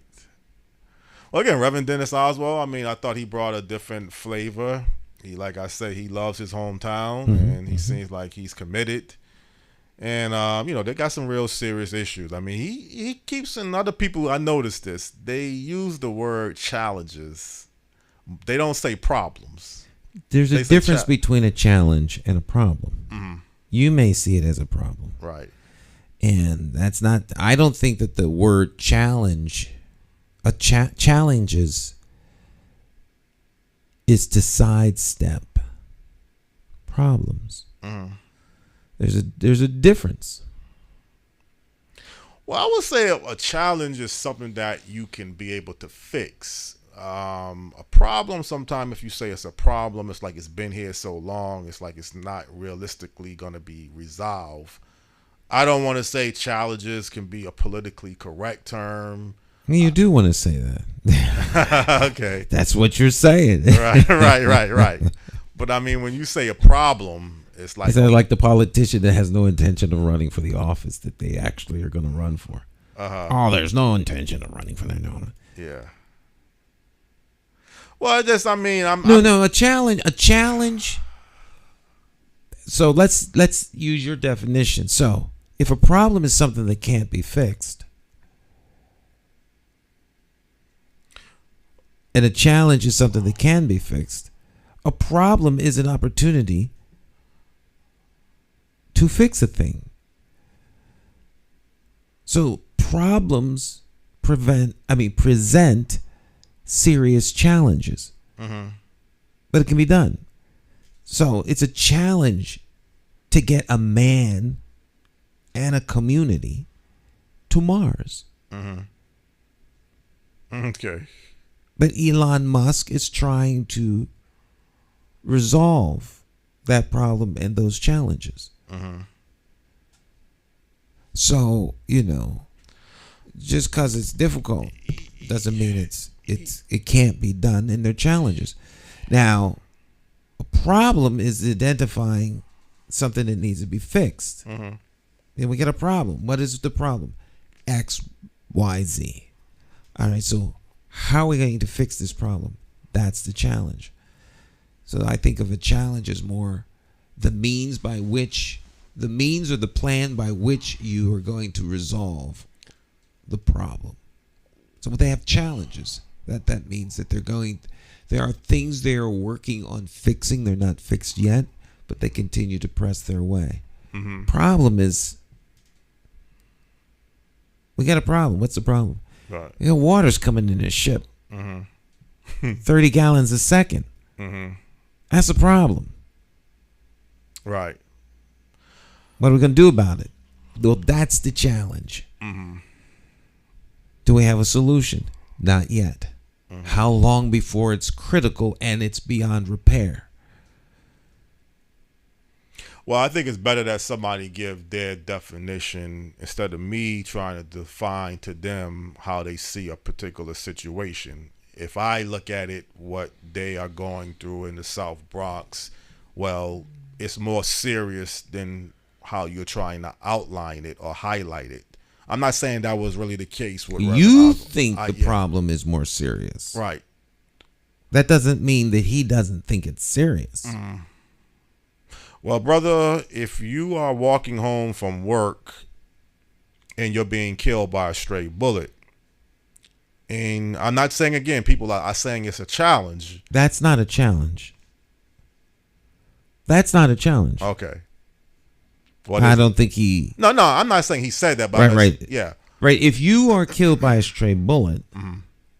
that is a problem that has no solution for you. But sometimes if you're looking at certain issues in your community, and again, how you view it, sometimes it's the old saying, you view the glass half empty or you view the glass half full. I don't know if that's really that different. Right. Well, I mean, it depends on what it is you're identifying as the problem. If the problem is people that are being, if the problem is something that's, and if you're identifying an event that has happened and ended as a problem, and the outcome of said issue was terminal. All right, people are dying. Okay, you've stated the problem. We have a high regard for life. So people dying is an unacceptable outcome. So, but if we point to people are dying, there's nothing you can do about the person that died. Nothing. Tragic, heartbreaking, but you can't. That's not a problem you can fix. But if that's what one looks to, now, we have people who are criminals walking the street. That's a problem we can fix. Right. No one's died yet. If we don't fix this problem, people are going to die. Right. That's what I'm saying. So let's fix that problem. The problem is people on the street, not so-and-so was killed last week. That's not something we can do anything about. But again, if you have a criminal element, and you got situations where, gun violence is taking place, you can kind of project, at some point. Gun violence takes place because criminals have guns and have no, they have no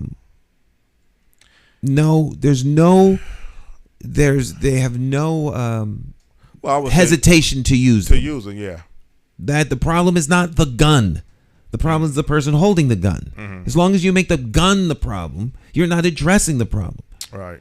You're addressing what is used as the tool by the criminal to take a life. You get rid of all the guns, they'll use bombs. Yeah. Baseball bat. You're looking for sometimes people are looking for a quick solution, get rid of the guns, and then you think that's going to get rid of the problem, but that's not that simple. There's not going to, this is a conversation I think we've had. We're not getting rid of guns, period. It's not going to happen. Right. It's not going to happen. And I'm almost willing to have a debate with any politician who wants to put that forward as a notion. They're full of it. And the one reason why they're full of it is because they know nothing's going to happen. So then it creates an opportunity to have a debate about something that's not going to change. Right. It's virtue signaling. It says, well, I'm a virtuous person because I'm against guns. Now, if we can only get rid of the pro-gun people, but you can't get rid of the pro-gun people, so they're going to be around. The pro-gun people are saying, well, if we can only get rid of those who are soft on crime, you're not going to get rid of them. So what do you have? An ongoing debate that makes both sides look like they care. Now, if you really want to get rid of guns, outlaw guns being used in motion pictures and television. Right. It's not going to happen. Although those are not real guns. It doesn't matter. You got rid of... Smoking has gone way down, hasn't it? Cigarette smoking. I don't know. I'm not. It's gone way down. They They took cigarettes off the air. You can't smoke. They made it socially unacceptable to smoke. Now you can get high, but you can't smoke. Because they made it socially unacceptable. So you saying there's not enough? There's not as many smokers today as there once was. Right. So, if that's what you really are trying to do, I don't see legislation that's aimed at that. Well, it's a free speech. No, it is. You can't take away free speech. If Second Amendment is there and you have to have a gun, so then you have to have guns. So the issue isn't the gun. The issue is the criminal Yeah. with a gun. You have a problem with criminals. Yeah. That's what needs to be dealt with. Well, I think sometime, and this is how we get into debating between, is it a criminal problem or is it a health problem? I'm hearing that of late. And Violence is a health problem. The outbreak of violence is the onset of a health issue from an epidemiological perspective. And when we see this, there are predictors. You can tell and you can know that we are entering into a season. Why is this happening? What is the cause? And you can take a medical approach or a health policy approach to that. That doesn't mean it's not a crime. Right. Criminals, it's twofold. Criminals, criminals kill people. Well, that's why I make sure that we're not trying to separate the two, because if you have a gun and you commit a crime, that's a crime. It's a crime, and I've said this before, you come back to me and say, well, I got a health issue now. I just gunned down somebody, but and I mean, you do have You can have whatever health issue you want. You still kill someone, and that's a crime. Right. We deal with your health issue in jail. Right. Well, if you got insanity, that's the only way you're going to get off on major crime. You got to prove to a court. The insane person's not coming to you and tell you, I just killed somebody, but I'm insane. That's right. That's not how that goes. Yeah. There's a place for the criminally insane. Mm-hmm. Well, as long as people be real careful when you identifying things as a health problem and a criminal problem. It's not violence. Violence, yeah, but don't let anybody off. Is a health issue. Who's saying anything about letting people off the hook? Yeah. Nobody. No one. Mm-hmm. Well, you said before that most people have a conscious, they know what they're doing. If you say you can bring up many different factors, okay? Upbringing, environment, and other factors. But when you commit a crime, you kind of know what you're doing, though. I think you do know what you're doing when you commit a crime. Right. The fact that your crime was targeted means you knew what you were doing. Exactly. Right. I mean, you're not a 3-year-old with a gun. Right. They don't know what they are doing. Right. They're very dangerous. They're 3 years old. They're carrying a gun. 3-year-olds shouldn't have access to a gun, and the gun shouldn't be loaded. But if little Johnny is pulling the trigger on a gun and he's 3, he's a danger. Mm-hmm. But he doesn't know what he's doing. Uh-huh. But you get in a car at any age and drive it with a gun and shoot at someone. That's a conscious decision. Right. You knew exactly what you were doing, and there should be a consequence. Mm-hmm. I don't care how you grew up. I don't care what kind of factors. You made a conscious decision. Yeah. You may not always be thinking wisely. You may be full of anger and rage, and sometimes you do got to know how to settle and calm yourself There's down. lots of people angry and rage. They don't get in a car with a gun and kill people. Right. That's not an excuse. It's not an excuse. Well, conflict resolution is still something that you always focus on, how people handle conflicts. I mean, if you know how to handle conflicts differently, yes. Sometimes if you see trouble, sometimes it's better to walk away from trouble than walk towards trouble.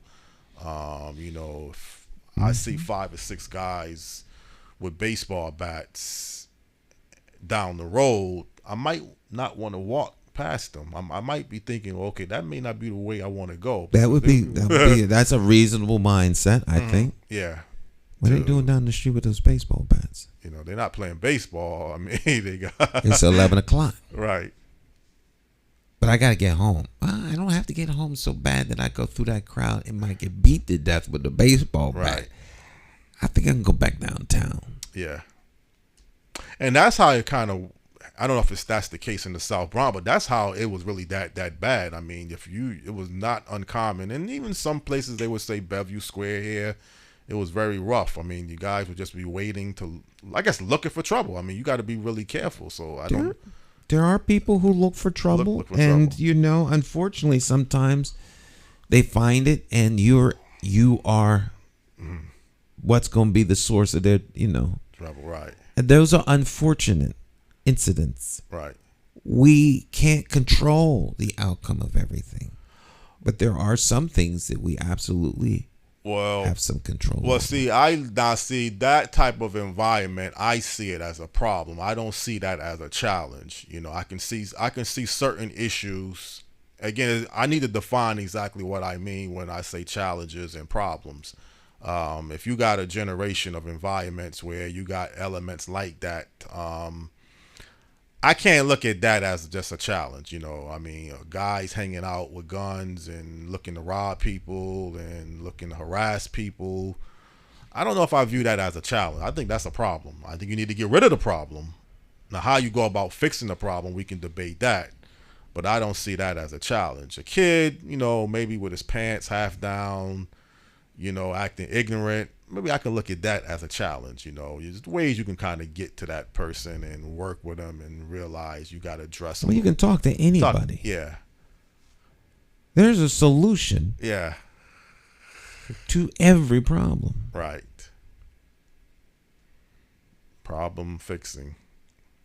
Right. But let me get your opinion before I forget. This BLM, I had mentioned this to you yesterday and a few other people about the Black Lives movement, and some of the founders, I guess they was Black Lives Matter movement. Black Lives Matter, yes. And they were saying some of the founders of the Black Lives Matters recently purchased some type of luxury home in California for $6 million.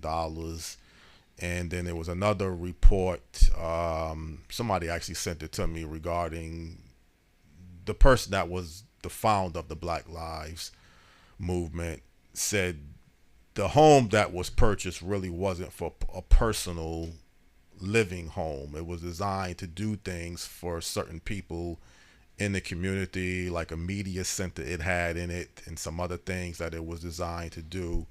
So it wasn't like the home purchase of the home was a personal residency. It was designed to do something towards having an avenue for people in the movement and other people to learn and develop things. But then one of the founders of the Black Lives Matter did purchase 4 different homes, 3 homes in California and a 4th home in Georgia. So where's the money going to? I mean, that's the when you're donating money. Who wants to know this? Who has a problem?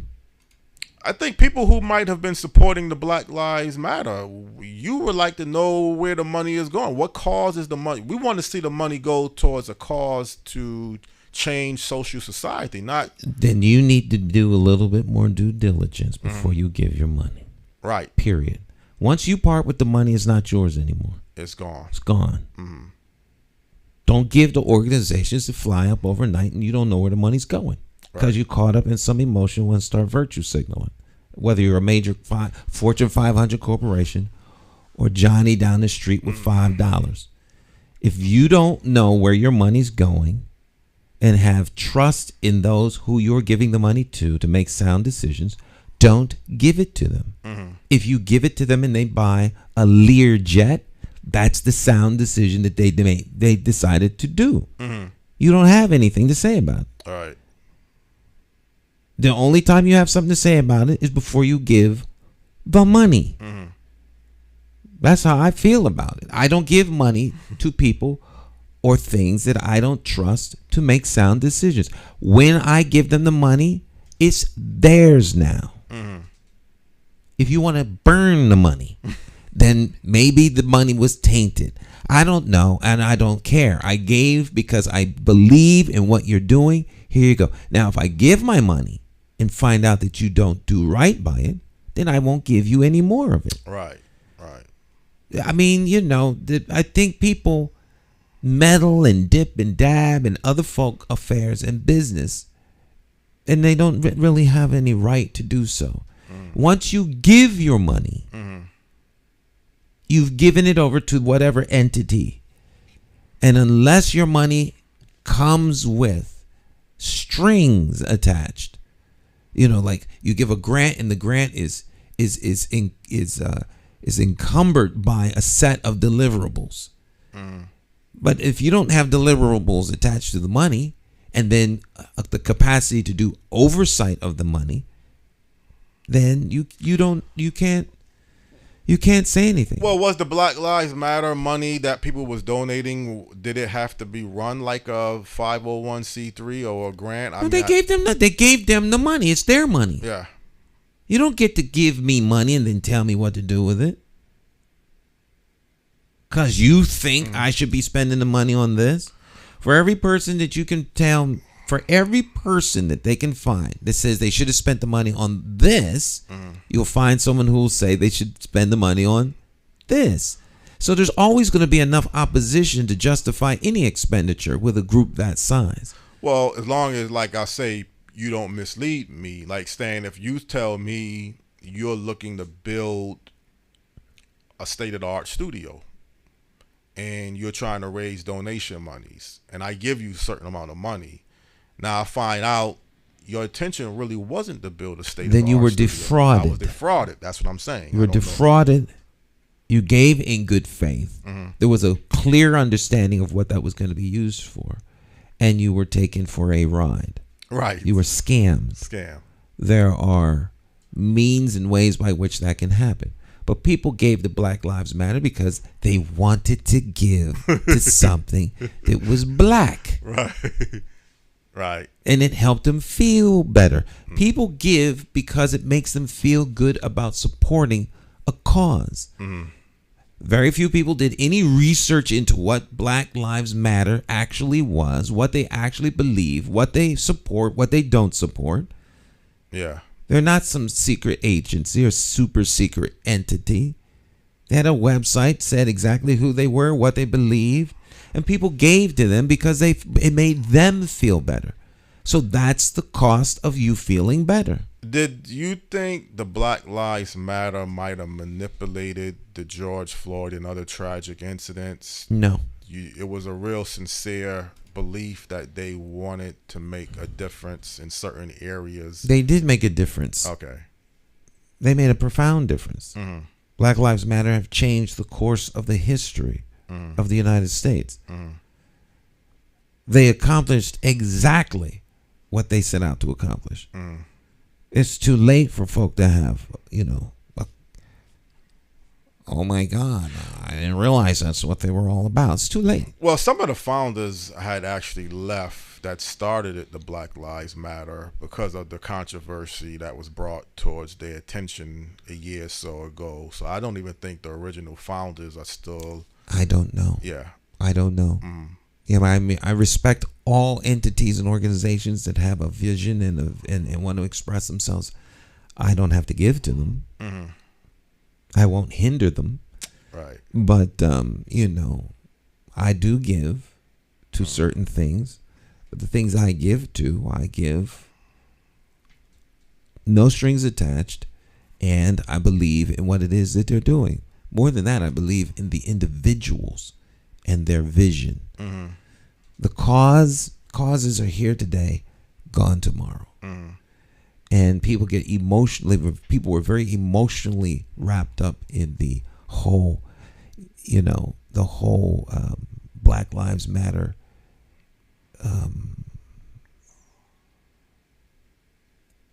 wave,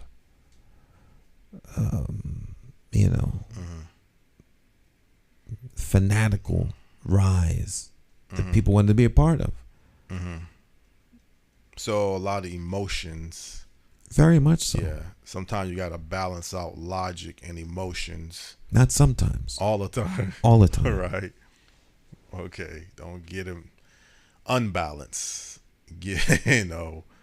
Right. The Bible has a real good saying, know them that labor among you. See, a lot of people want to throw the word out because there's things in it they don't like. Right.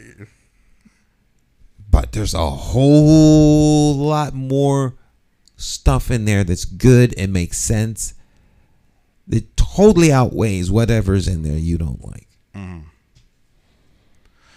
Well, again, I mean, to each his own. I mean, I would say, I don't know if they want to buy a $6 million house out of the $94 million that they received. That's their business. Yeah. You gave the money with no strings attached, so they can do what they want with it. Yeah. You don't have to like what they're spending the money on. Yeah, but again, Stan, if you're telling me that you're looking to build a studio and you want to deal with a high level of media outreach. They didn't say to people what they were going to do. I'm saying for you. I'm just saying the whole technical aspect of what the Black Lives Movement was about was to make dramatic social changes throughout the country and throughout the world. They did that. Mm-hmm. With the money. Their existence and their growth created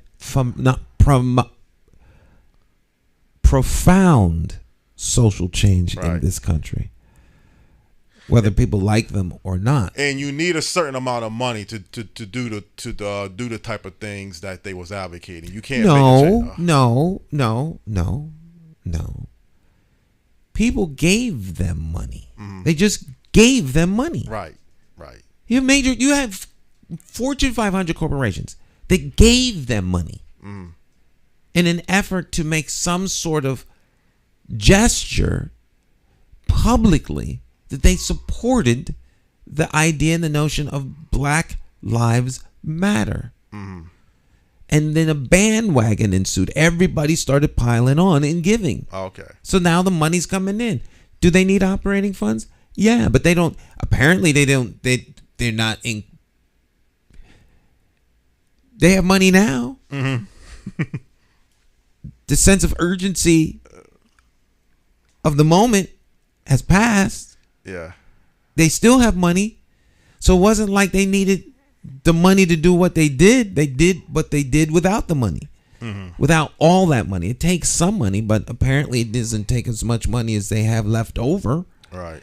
So there are ways to be effective, and those ways take money. Well, but it wasn't the money that made them effective. It was the moment in time. Mm-hmm. They made a profound social change, not only in the United States, but around the world. Mm-hmm.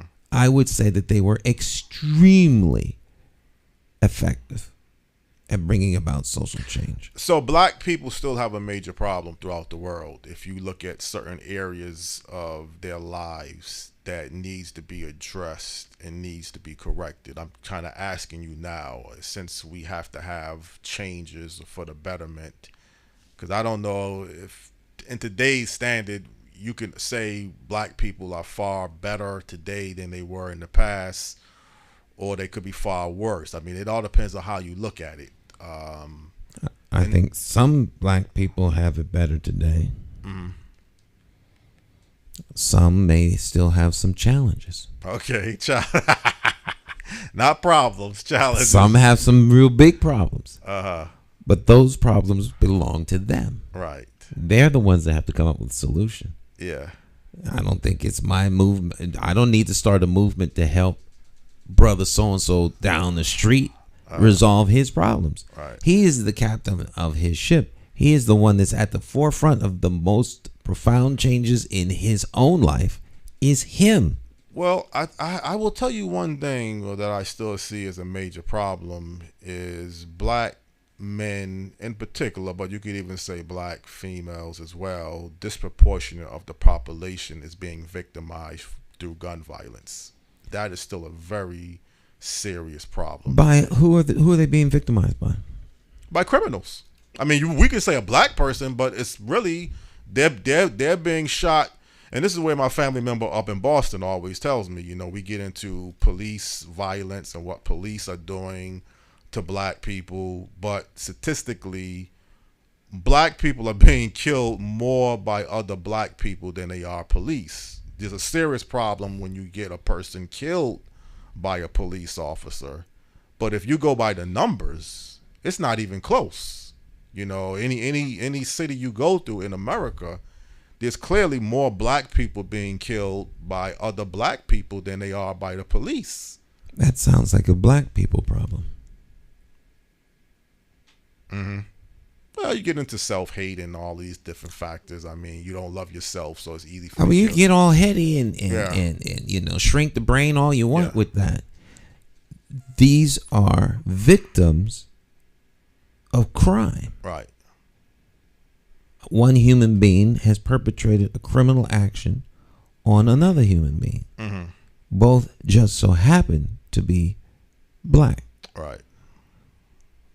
How are you dealing with crime in those communities? That's the question. There's a way to deal with crime in those communities. Mm-hmm. Do people in those communities have the political will to do it?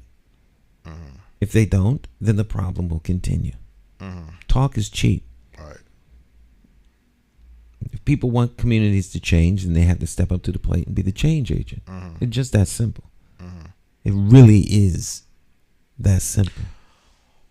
Well, the point again, even with Reverend Oswald, I believe the teenage student in the Bronx was a Hispanic student. I think the woman was black. I'm not exactly sure.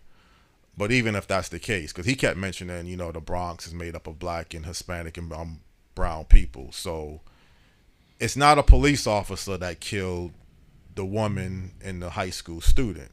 There was a group of individuals. Exactly. This is the 61-year-old woman. Right. Right. There was a group of individuals that were having a conflict that someone decided they would resolve by neutralizing the person who they found to be offensive. Mm-hmm.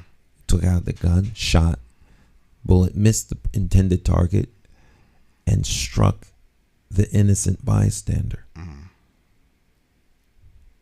An extremely horrible and unfortunate incident, but it was not the intent of the kid to shoot her. Mm-hmm. It was his intention to shoot the person he was having a conflict with. Right. If he'd have resolved the issue differently, no one would have gotten killed. Right. And that's kind of how you now getting more at the root of how do you resolve the issue or the incident before it gets to the point that you have to go grab a gun. There are ways to resolve these things Mm-hmm. and to mitigate. Let's rephrase that. There are ways to mitigate these things. Mm-hmm. But the powers that be are not trying to mitigate. Right. They are having conversation about what the cause is and about gun violence and all these things that are irrelevant in terms of providing a solution. That's like having a grand debate about a flat tire. Mm-hmm. The tire's flat. How did the tire got flat? Right, and Who should it fix should have the been a tire? better tire. Yeah. It's 2022 and we can't come up with tires that don't get flat. Mm-hmm. The president has tires that don't get flat. Mm-hmm. Yeah, that's common, people. We got tires that get flat all the time. Look at us. We out here in the middle of this desert. Mm-hmm. Bus can't go nowhere because we got a flat tire. Right.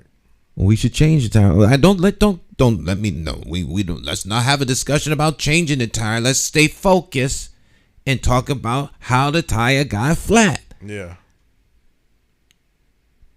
Well, again, conflict resolution is one of the solutions that you always try to outline, how people handle conflicts, Mm-hmm. and that's a big factor. How do you, get to a point to say it's not worth it?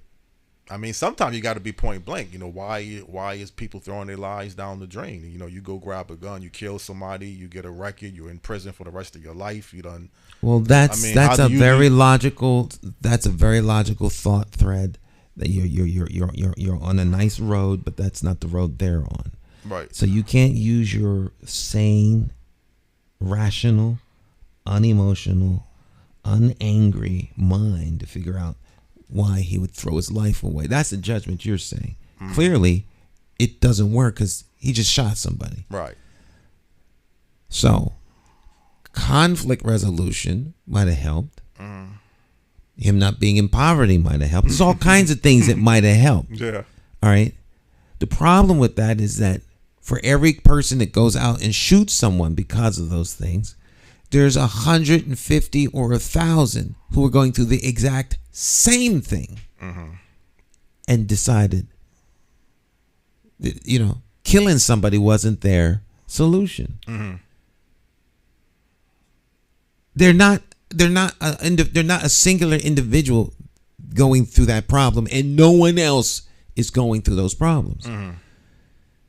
Yes, they do have problems. Yes, there are struggles and trials and tribulations in their in their life. Yes, They had the bad hand dealt to them.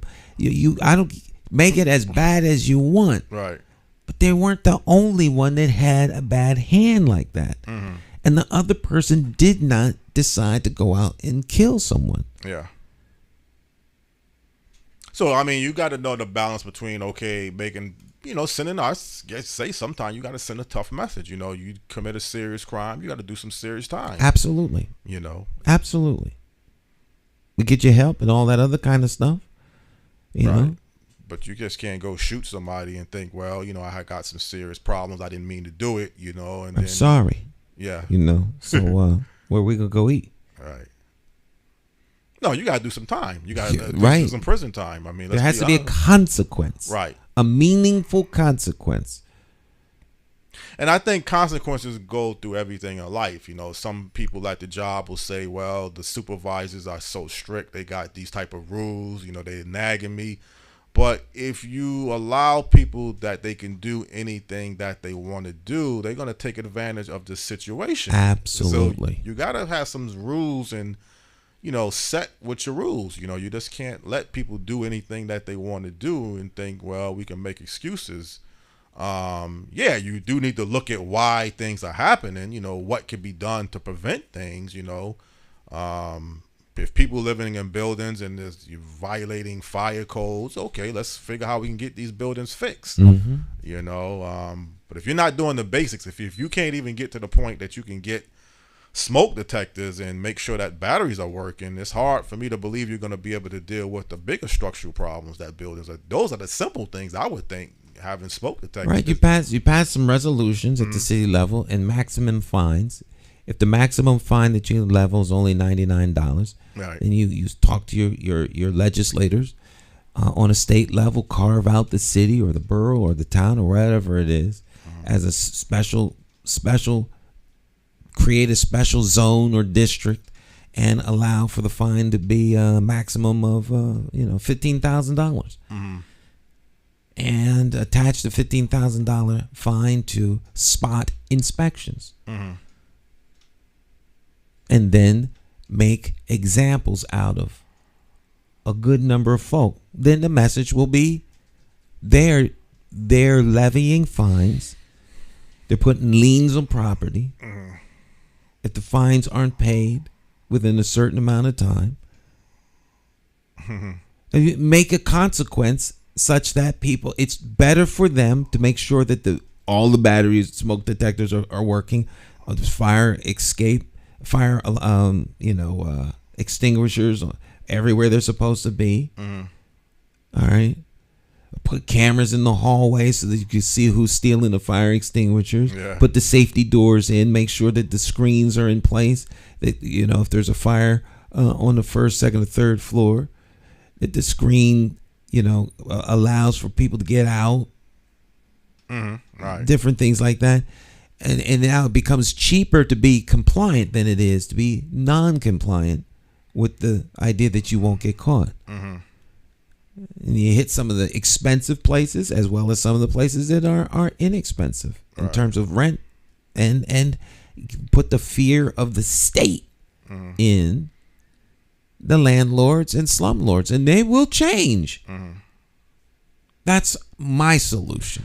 Well, I just thought about this, saying that we was talking about the mayors in New York. He didn't mention Reverend Oswald that Giuliani had this stop and frisk measure that he had implemented in New York.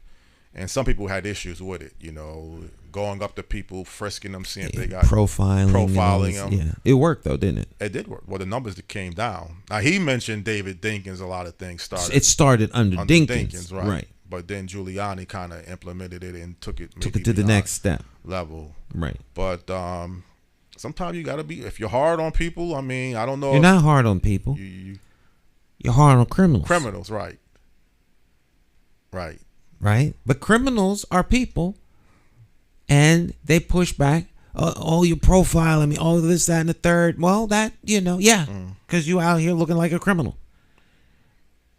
Well, some of the black people had issues with it because they feeling, why are you harassing the black people? But then again, I used to listen to Dan Lavallo's show, and this guy, Dave from Waterbury, said, well, in the Bronx, New York, or Brooklyn, New York, most of your hardened criminals are black people. I mean, Bed-Stuy, Brooklyn. I mean, these are areas where a lot of crime. If you are in an area, right, you can't, where the predominant racial group is black, mm-hmm. and the predominant number of folk breaking the law gonna be black, right, and then the dominant number of people who are victims will be black. right. It's like if you go to Ireland, yes, the number of people committing crimes is white folk, white folks. That's the Irish, yeah, and the folk that are victimized are Irish. Mm-hmm. So I mean, that's not some. And if you go to Ireland and the criminals are going to say they didn't do it. Mm-hmm. I'm being falsely accused. The police are always harassing me. That's what criminals do. That's what loved ones of criminals say. Mm-hmm. That's what moms and dads of criminal children say. Right.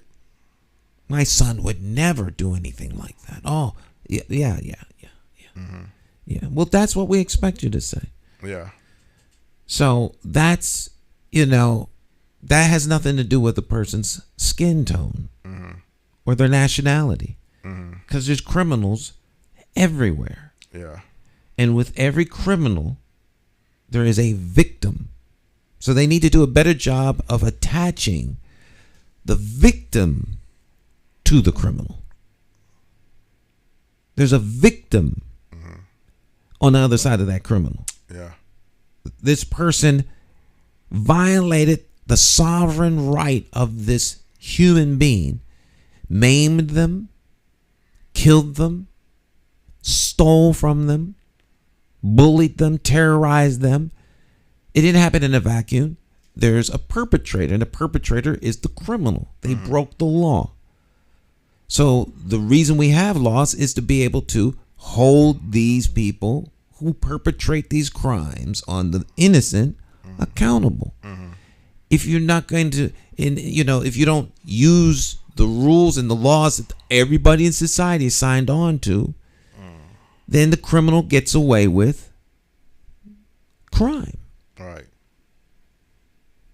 And one approach, again, sometime, you'll say, Stan, well, and not just you, a lot of people will say, well, in high crime areas, sometime the way to solve this problem, you just got to get out of this area. It's beyond trying to work towards fixing the problem. You got a terrible public mm-hmm. school system.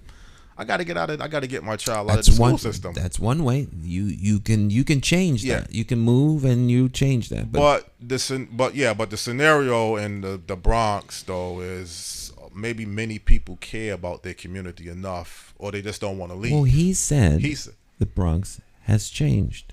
Greatly. Mm-hmm. And is in the process of getting better. Yeah. Change takes time. Mm-hmm. But the Bronx, by his own words, is nothing like the pictures you see from years past. Well, even that video I sent you yesterday of those buildings, you drive through that area of the Bronx, the South Bronx. I think President Reagan said he thought he was in Beirut when he went during his 1980 campaign. It looked like a war-torn country. Yeah, I never seen nothing like that. I mean, building after building after building, I mean, I seen a few buildings here and there, but never nothing to that magnitude. This was 1982 when I showed you that video. I mean, that video took like 10 or 15 minutes. They might have been showing the same repeated area, but still, there was a lot of burnt down, broken buildings. In an abandoned area of the city that the people in power just gave up on, right? And so they just let it be. Mm-hmm. And that's unfortunately an approach. Right. It's not a good approach. Mm-hmm. If you treat cancer that way, you die. Right. Neglect it. But, like I say, hopefully, areas like that can be more developed. I think there's some good things happening, in downtown Hartford, near the stadium. There's some new buildings. New apartments going up. Yeah. Mm-hmm. Yeah. Hartford is building. It's a city on the move. But again, it will still have challenges or problems. That's Hartford's challenge, I'm sure every major city in America, New York, Chicago, Los Angeles, San Francisco, Detroit, right, Miami would like to have the problems Hartford has. Yeah. Well, yeah, that's true. I mean, it's a smaller. I mean, everything is relative. Relative, right. But our problems, if you do a direct comparison, pale. Yeah. When you consider what's going on in those Well, that's cities. true. Because, like, I didn't even mention this, man, but I'll mention it now. Last week, I went outside and I noticed I had a nail in my tire. And I said, well, how did this nail get into my tire? It was kind of on the side of the tire. So and I've never seen anything like that. And the first thing came to my mind is somebody stuck a nail in my tire. But then I had a conversation. Well, why would somebody really do that? Maybe I did run over a nail. It is possible. It is possible. So if that's your biggest problem, comparable, if you go outside and you see your car stolen, I think maybe that's what you might be referring to some of the comparisons of Hartford and other cities, that our problems are, I guess, Our a smaller problems really scale. aren't that. Our problems aren't that. They're not that big. Yeah. They're not problems that are insurmountable. There are solutions to every problem that face the city of Hartford. Right. It's just how you go about getting the problems corrected and actually prevented too. Is the $1 million question. Now, again, people can point the finger and saying, well, it's up to city government. Some things, like you mentioned last week with the traffic code violations, that could be looked at, done differently, traffic violations. Well, there's a solution. Yeah, there's a solution. That's all I'm saying. I'm saying there's a solution to every single problem in this city. There are solutions. So if there's solutions, then the next thing is, how do you get the problem solved? You act on the solution. You execute the plan to get those things resolved. And sometimes there's no political will to do that because it collides with other agendas. But there's absolutely a way to fix everything that's wrong with Hartford. And then again, be realistic about what you're trying to do. I don't think the school system is going to be just like that top of the notch school system. I think that's going to Hartford could be a top notch school system. There's ways to fix Hartford public schools. Now, it'll take some courage. Take a stiff upper lip. Some strong leadership and the willingness to hold people accountable. I mean, to terminate some folk. But there's absolutely a way to fix it.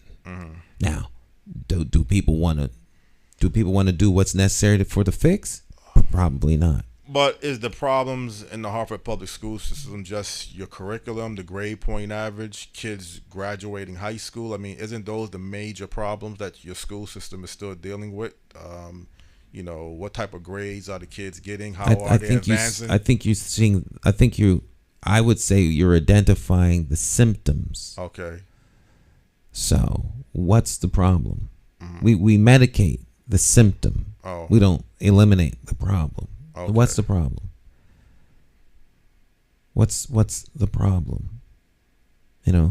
Johnny comes to school hungry. Kids go to school hungry in third world countries and speak 3 and 4 languages and are at the top of their class. So hunger ain't a problem. You can make it a problem. Yeah, but if I'm getting up every morning and I don't know where my next meal is coming from, I'm going to look at that as my top priority more than trying to get to school and listen to what teachers are telling me. In third world countries where food is scarce and kids go to school hungry, they look at education as the most important thing. Yeah, I understand that part, but I think in America we do. We're things spoiled. differently. We're spoiled. No, we look at welfare. We'll say, well, my kid can get on the system. I mean, let's keep it real. I mean, you got a problem in the school system, so you can get on welfare. This is what you're saying. So you get on public assistance. You have food and a place to live, but the stressors of worrying about, the quality of the food, you can't learn. Meanwhile, kid in a third world country, walk to school, speak 3 languages, can outperform American students in urban settings. They're still hungry, but they are learning. I'm not saying that they shouldn't be hunger resolved. I'm saying them not learning is an unacceptable excuse. But even with hunger issues, you have a supposedly school lunch program. There are ways to even resolve that problem. If a kid is hungry in America, they kids should in Harvard get free lunch. Right. Well, so how come they ain't learning? Right. So that means it's not really the food. Although food can be a somewhat of an issue. Well, you can make it an issue, and we can lose sight of the objective because we're so busy feeding kids, we're not teaching them. Right. But that's really not the main reason, it sounds like, why a kid is not learning. Hungry kids learn all over the world. Yeah. But again, I think you have enough resources in America that a kid shouldn't even be hungry. If the food is not coming from the parents' home for whatever reason, the school lunch programs that you have available, how they go about it. You may not like the type of food that you're getting, but it's something that at least can keep you full enough that you can function. Well, many schools in America made sure kids ate during the pandemic. Now, they might not have learned nothing, but they got food. Right. Well, again, I mean, it could be different reasons, Stan. It could be your attitude, how you look at education. It could be how you look at school. Do you really want to listen to what these teachers are telling me? Do you really want to be here? Do you rather play hooky? I mean, there's a lot of different factors. And how do you prioritize education? Do you really see the benefit of getting a good education? If you don't have that insight to say, well, me going from K through 12, there's a benefit of it. A lot of young people see now, and some see that if I can play basketball, I can get 1 year, the one and done rule, and I'm really good.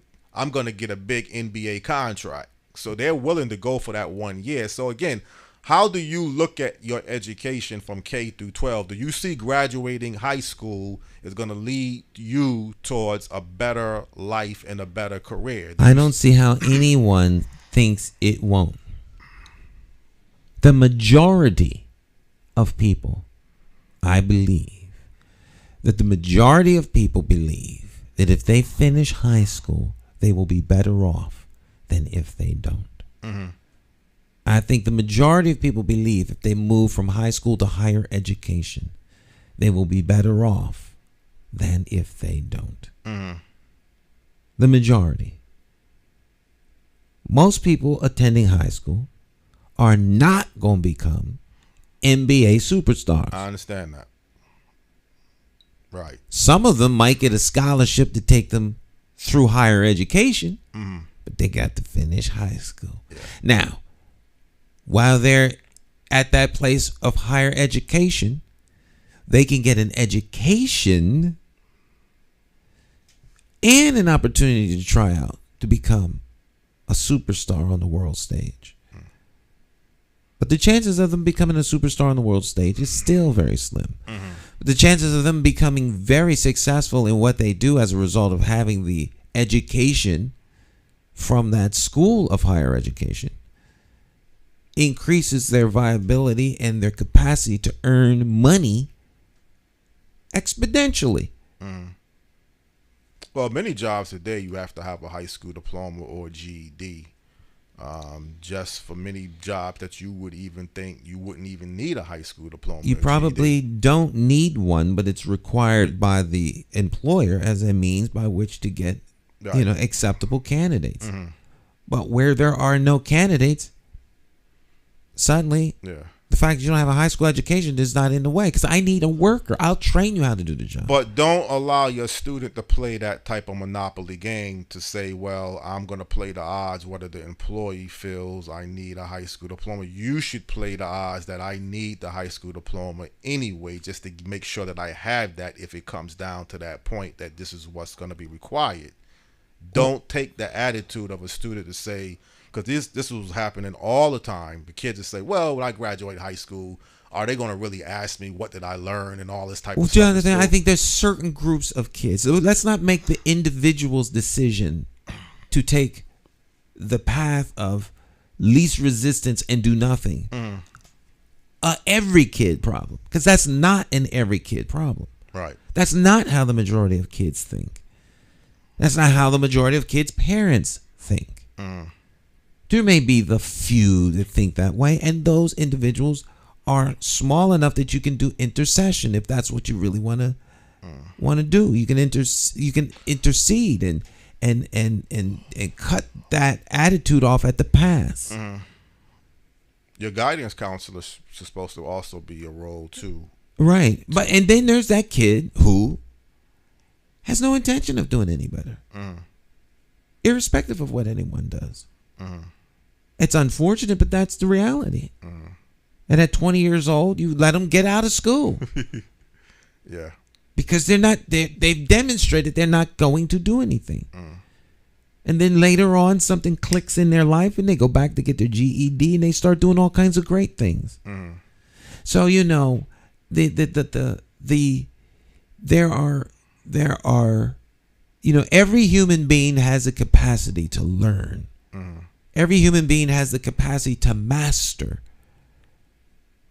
things and to be good at things. So we're, you know. Yeah, but again, it's how you identify and work with what a kid is good at. If a kid is mechanically inclined, then you work with his strengths. I think that happens. Okay. If a kid is more academically you work with that. I think that happens. I think that happens more times than it does not. No, but do we have the school system like when you enter high school? Or because, you know, you have shop, or you used to have shop in 7th and 8th grade. You took woodworking, other things, cooking. Do you identify with kids, let's say in junior high school or however the school system is set up in 7th or 8th grade? So the time they enter high school at 9th grade, they have to have some type of select curriculum course that they have to decide. I can't speak to that because I don't do curriculum. Well, but the school system is graduating, Jonathan. The school systems graduate kids. So Hartford has a high school graduation rate? They don't have a high graduation rate, but some graduate. As long as there's people who are successful through the system, it means that the system has the capacity to deliver. It'd be different if no one was graduating. Right. But that's not the case. So there are reasons. I'm not trying to sidestep the fact that there are reasons that the school has challenges. I'm simply suggesting, as I said at the beginning of this particular part of our discussion, that there are solutions. Or folk could get stuck talking about the problem. There are solutions. Is there a willingness to implement those solutions? Is there a willingness to change the curriculum, to implement certain courses of economics in the school system? I don't think it's the curriculum that's the problem. That's not the problem? Okay. You can have the best curriculum in the world if people don't want to study. That's the problem. That's a problem. Okay. I mean, Loomis Chaffee is a great school, but there are students who fail out. All right, so the curriculum is not the problem. Then what kids are learning is not outdated. Then you just said that you don't think the curriculum is the problem. I don't think curriculum is the problem. Now, there are some that might say, well, the curriculum is not based upon people who look like us, therefore all this, that, and the third. Okay, yeah. So you could change the curriculum. However, math is math. Reading and writing is reading and writing. Right. Right? And English, too. English History. is English. You know? And then don't mean to cut you off, but sometimes we have to get out of this. Well, because I hear this too, that we need in urban black school districts or black and brown school districts, we need someone that looks like them. I think you need a teacher that can get the most out of what you're looking to do. Now, it might be some extra benefits of having somebody that looks like you, but if I'm on a basketball team, I want the best coach. That sounds reasonable. I'm not worrying if the coach looks like me. If you got Pat Riley, or whoever's the top coach today, Bill Belichick, I want Bill Belichick. Bill Belichick I don't need a coach. Now, you may need more black NFL coaches. That's a whole nother story. But I'm just saying, you need the right teacher or the right principal or the best teacher more than saying it has to be someone that looks like me. Now we got the problem fixed. It's not that simple, no. Right. See, we need the right coach. Right. We need the right teacher. Mm-hmm. Problem 1. Problem 2. Black teachers shouldn't be shut out because they're black. Okay. That's a separate issue. It has merit on its own. Mm-hmm. So the reason this person is not getting jobs is because they are black. Right. That's a problem. The reason they're not getting the jobs is because they are a female. Right. That's a problem. We don't need more black and female teachers. We need more of the right teacher. Mm-hmm. If this teacher's black or female and can't get the job because of it, then that's a problem that needs to be removed. Now they go in the pool of the right teachers. Right. They may be so right that they're better than the ones that are there. Mm-hmm. I don't care what color they are or what their gender is. I don't care what they believe. Can you teach my daughter how to do math? And I will hold you to this because I know that's how you believe, because when you ran for mayor, I believe in 2011, you said at the time you would get rid of, it might have been 2007, Police Chief Darrell Roberts. You wouldn't extend his contract. And some people in the hometown like Hartford felt, oh no, that ain't right to do. I don't know if you remember you making that statement. You came on Face the State and said you would. I didn't say I would get rid. I think that there were. I remember Dennis asking me the question, and he'd have to reapply for his job. Yes, I think you did say that. I think that was my right. answer. Right, that's true. He would have to reapply. Right. And then Dennis gave me a hypothetical that, based upon the hypothetical, I would really have no choice but to let him go. You got a good memory because now it's all coming back to me. I think that's almost exactly what I said. Exactly right. Right. Yeah. But I wouldn't just fire him to be firing him. Mm-hmm. But he would have to reapply. Yes. He wouldn't get a free pass. No one was. Right. Every one that served at the pleasure of the mayor would have to reapply for their job. Okay. Including him. Mm-hmm. Right. That's. I know I said that because that's how I think, and that applies. If I were to become mayor next week, mm-hmm. everyone should tender their resignation and reapply for the job. Mm-hmm. That's just how I think. Well, I just say it's important that people notice that, like you mentioned, it's the right person, not right always person. the right color or Right. or this color. Mm-hmm. Get out of that.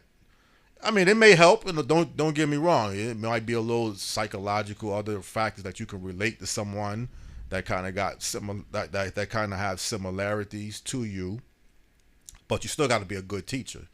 You just can't be an okay teacher and say you got similar backgrounds. If you're good at technical aspect of what you do at AccessTV.org network, but you happen to be black, well, okay, I can relate to some things maybe from you that I can't relate from another race. But the bottom line is you still know how to put a good television network product out there. Mm-hmm. So that has to be the first priority. What you said earlier about, if we're in the state or Connecticut or whatever are not hiring enough black teachers and black female teachers, that's a separate issue, a separate area. don't put that into the area. Right. That it's a separate issue. I didn't say we're hiring enough. I said there shouldn't be roadblocks in the way of hiring. Right. All right. So if you're not being hired because you're black, that's a problem. Okay. That's a problem. That's a problem. You should be allowed to sit on the bench because you're qualified. Now that you're on the bench, it's up to the coach to decide whether or not you get to play. The coach knows your strengths and your weaknesses, and he'll let you play as it comes.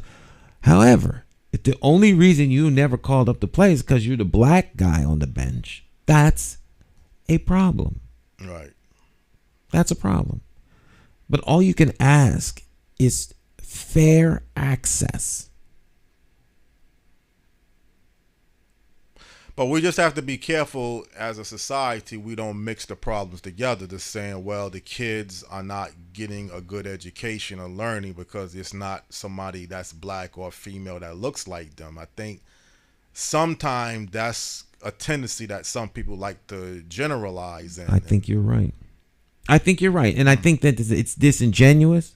I have many, many friends who make that argument.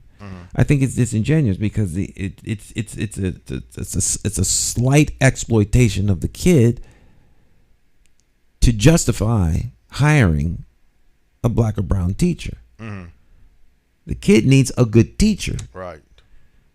Not a black or brown teacher, a good teacher. And then it still comes back to what you are saying, and what I'm asking is, why is the kid not learning or reaching his full potential? We got to know how to say it's not because of it's not because of hunger, it's not because of the teacher. We got to know the real. Now, I didn't say it's not because of the teacher. You didn't say not because of the teacher? No. We need good teachers. In my opinion, we have teachers who do not do their job. They're not doing the job. Okay, so maybe now that's the starting point. Then, if you're saying it's the teachers, right? Kids learn. That's what they do. They're natural learners. Why aren't they learning in this environment? All right, it's not because they're hungry. Because there's too many hungry kids that do very well, right, in other countries. So there's kids traumatized. And kids from Ukraine, when this conflict is over, they've been impacted by trauma and all those other things, but they're going to learn. They're going to learn how to speak English, the Ukrainian language. They'll probably know Russian. They probably know some German. They'll know multiple languages because that's what they need in order to survive in a very competitive environment. So you look at it more of the teachers than the Board of Education, but don't they stay connected? The Board of Education has the board, it's oversight of the teachers. It's all one big. It's one big entity, you know. So you can't separate. Students need good teachers so that they can learn. Right. But does the Board of Education that hires the teachers from the superintendent, or isn't the school board? The school system hires teachers. The Board of Education is normally thought of as the policy making governance body of the school system. Their employee is the superintendent, and the superintendent then runs the school system. HR does hiring. You know, it's all that other stuff. But in a manner of speaking, you know, the administration manages the principals who manage the teachers, and they're not turning out a good product. If you assembled phones that way, where some of them work and some don't, you'd be out of business. Right. If some of the food you bought made you sick and some of the food didn't, you would be out of business. Well, the flight to Los Angeles leaves at 9:00. Now, you know, half the planes are not going to make it, but the other half will.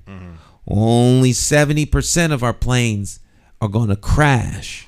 The other 30% are going to make it. You wouldn't fly. Right. Yeah, but that's almost the same case with the school system. Right. Well, across America, we got schools graduating kids at 30% and calling it a good year. Yeah. That's unacceptable. It's unacceptable. Yeah. But that's why I asked you, what is the graduation rate? Is it good in Hartford? And you said it's not a high. Hartford does not have a it's high. It's not 90% or better. 90, yes, and that's good. Very good. That's my idea of good. Yeah. It's my idea of acceptable. Good is every student graduates. Right. But at least it's acceptable if you're getting 90%. 90% I consider acceptable. Right. And we're not at 90%. We're far below We're not that. at 90%. That's why I'm not in charge of anything. Yeah, you said you let Naisha goes to the PTA and you don't have the tolerance to deal with I don't deal with the education with my children. Yeah. No, my wife does. But that. why you don't have the? I think it's because you don't have the tolerance. I have unreasonable expectations when it comes to excellence in delivery of goods and services. Right. So, I'm unreasonable. I am unreasonable in that I expect it to be right. Right. And I don't understand why it can't be. Right. You don't want to sit down and say, well, there's nothing to discuss. If you can't do the job, there's other people who can. Right. Are we on the same page? Okay. Going back to work. Right. That's my idea of. Because I hired this person to do the job. Yeah. Either they can do it or they can't. Right. Exactly. Problems at home. Yeah. Got wife problems, husband problem, lover problem, children problem. That's not my problem. I know you got problems. I got problems. But I hired you to resolve my problem here on the job. I can't do it. That's why I hired you. So can you do this or not? I have to get someone else who has problems at home but can still get the work done. Well, the main thing is, you have not in your home threw out the idea of the PTA and the PTO meetings are not needed because Naisha goes. Somebody they're needs neat. to go. Yeah, my wife does those things because she's an education advocate. She's very involved in education. And we don't need duplication of services. Right. She does those things. I do other stuff. Right. Right. Only need one person to do the dishes. Right. You don't need two. Don't need two. Right. Two doesn't make the work lighter. It creates opportunity for conflict. I do the dishes. Okay. Because I have an unreasonable expectation that the dishes should be done a certain way. So I do them. Nothing wrong with that. It's how you, and like you said, you stand by what you believe in. You can't dialogue constantly with things you don't buy into. Is that fair to say? I mean, I think you know me since what? Since the what? The sixth grade. Sixth grade, yes. Right. You gotta. I don't think I've changed that much. No. No. Speaking of which, I had dinner yesterday with a very delightful group of people that I met for the first time. We've only ever met in a virtual environment. And so the one gentleman that we had dinner with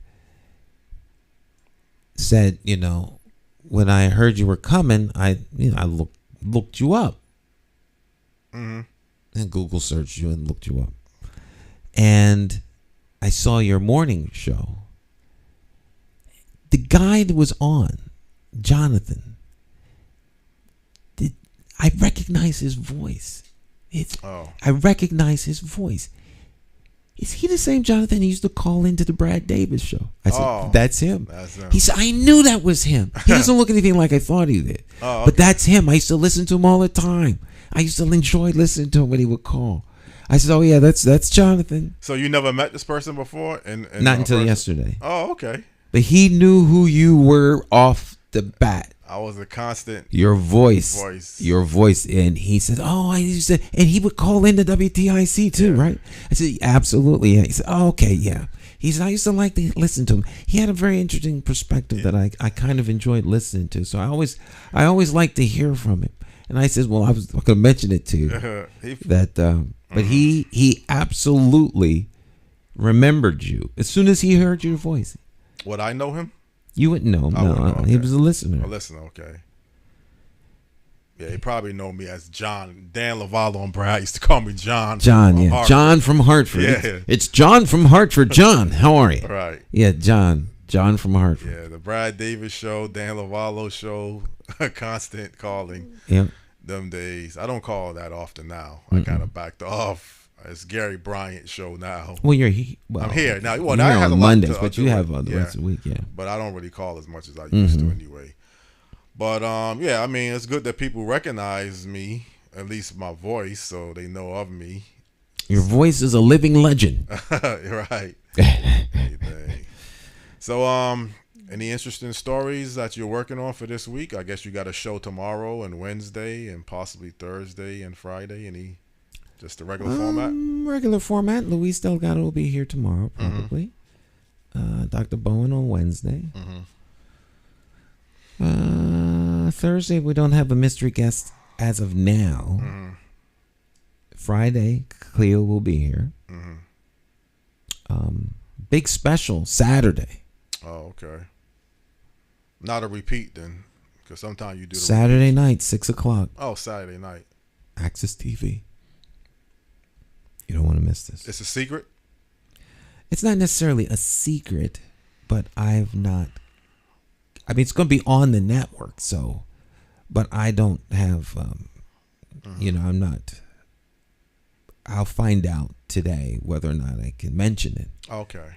Because I didn't think about mentioning it, but I don't like to mention things that I'm not cleared to mention. All right, I understand. I don't think it's a secret because it's going to be broadcast live.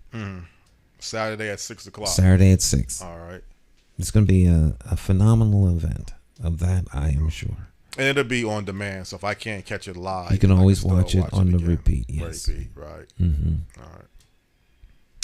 All right, well, I think I got a show set for next week. I could confirm it probably today. Might be dealing with international issue. We haven't done the international conflicts with Russia and Ukraine. And I was wondering if we could do another show about that. Because with all that's going on, that guy that was here before, I thought he was really good. He was phenomenal. Let's take our Paul Willis break before we leave here, and then we'll come back. So stick and stay, y'all. All right, stick and stay. We'll be right back. Let's cut to Paul Willis. It's Your Money Man. Your Buck Stops Here, the mini-series with Paul Willis.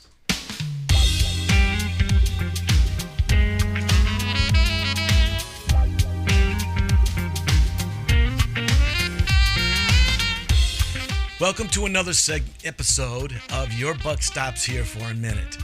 This is the second of a 9-part series about Social Security benefits and its effect on your pocketbook.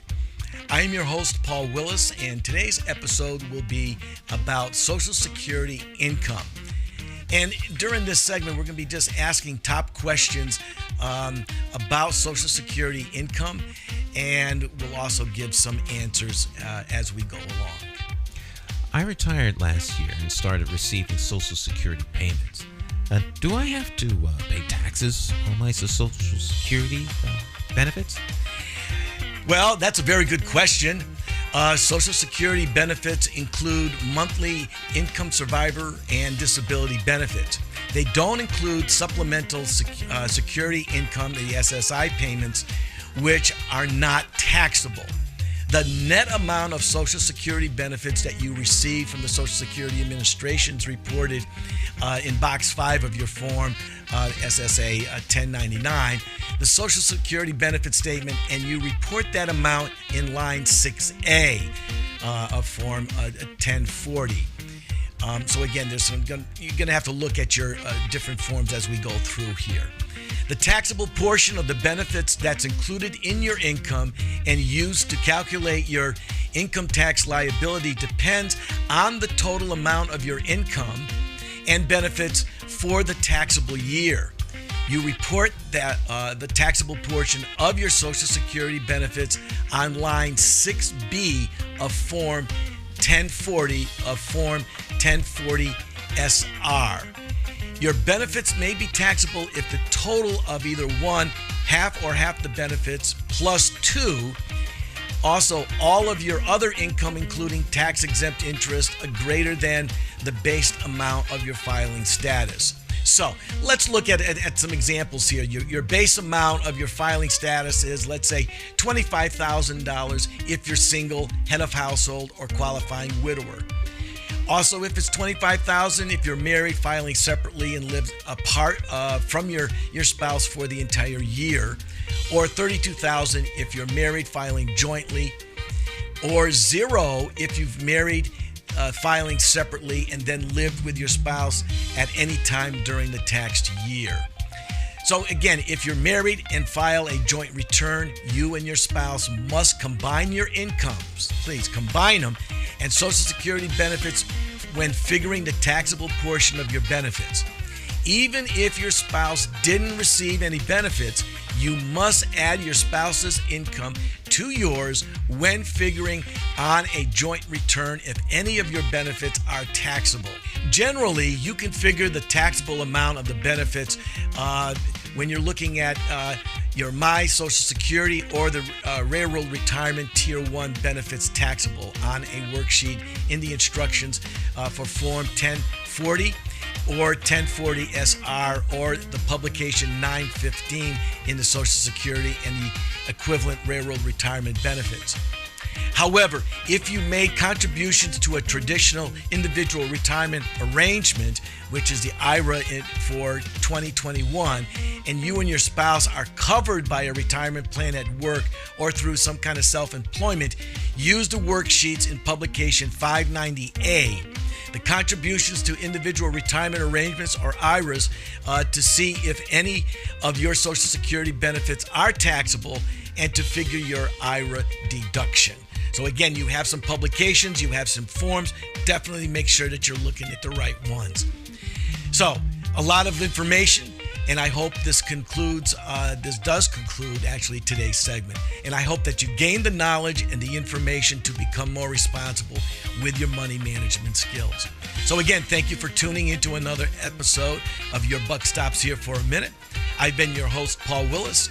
And again, for more information, check out my website at www.anytimefundproductions.com. Sign up for one of our free seminars for more information. And see you again for another episode of Your Buck Stops Here for a Minute, where your money management counts.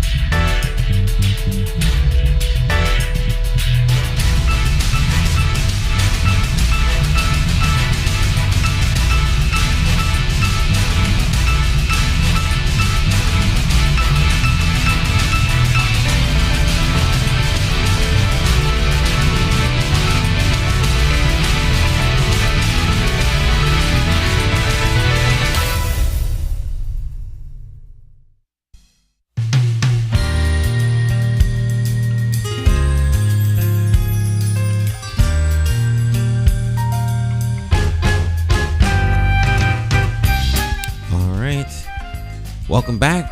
Morning Talk with me, your host, Jason McCauley, along with Jonathan Small. Monday Talk Champion in the house. Every Monday, Jonathan Small joins us. Always brings with him a special guest from somewhere in the country or around the world. Interesting guests, interesting topics, interesting interview. conversation and just great information. So,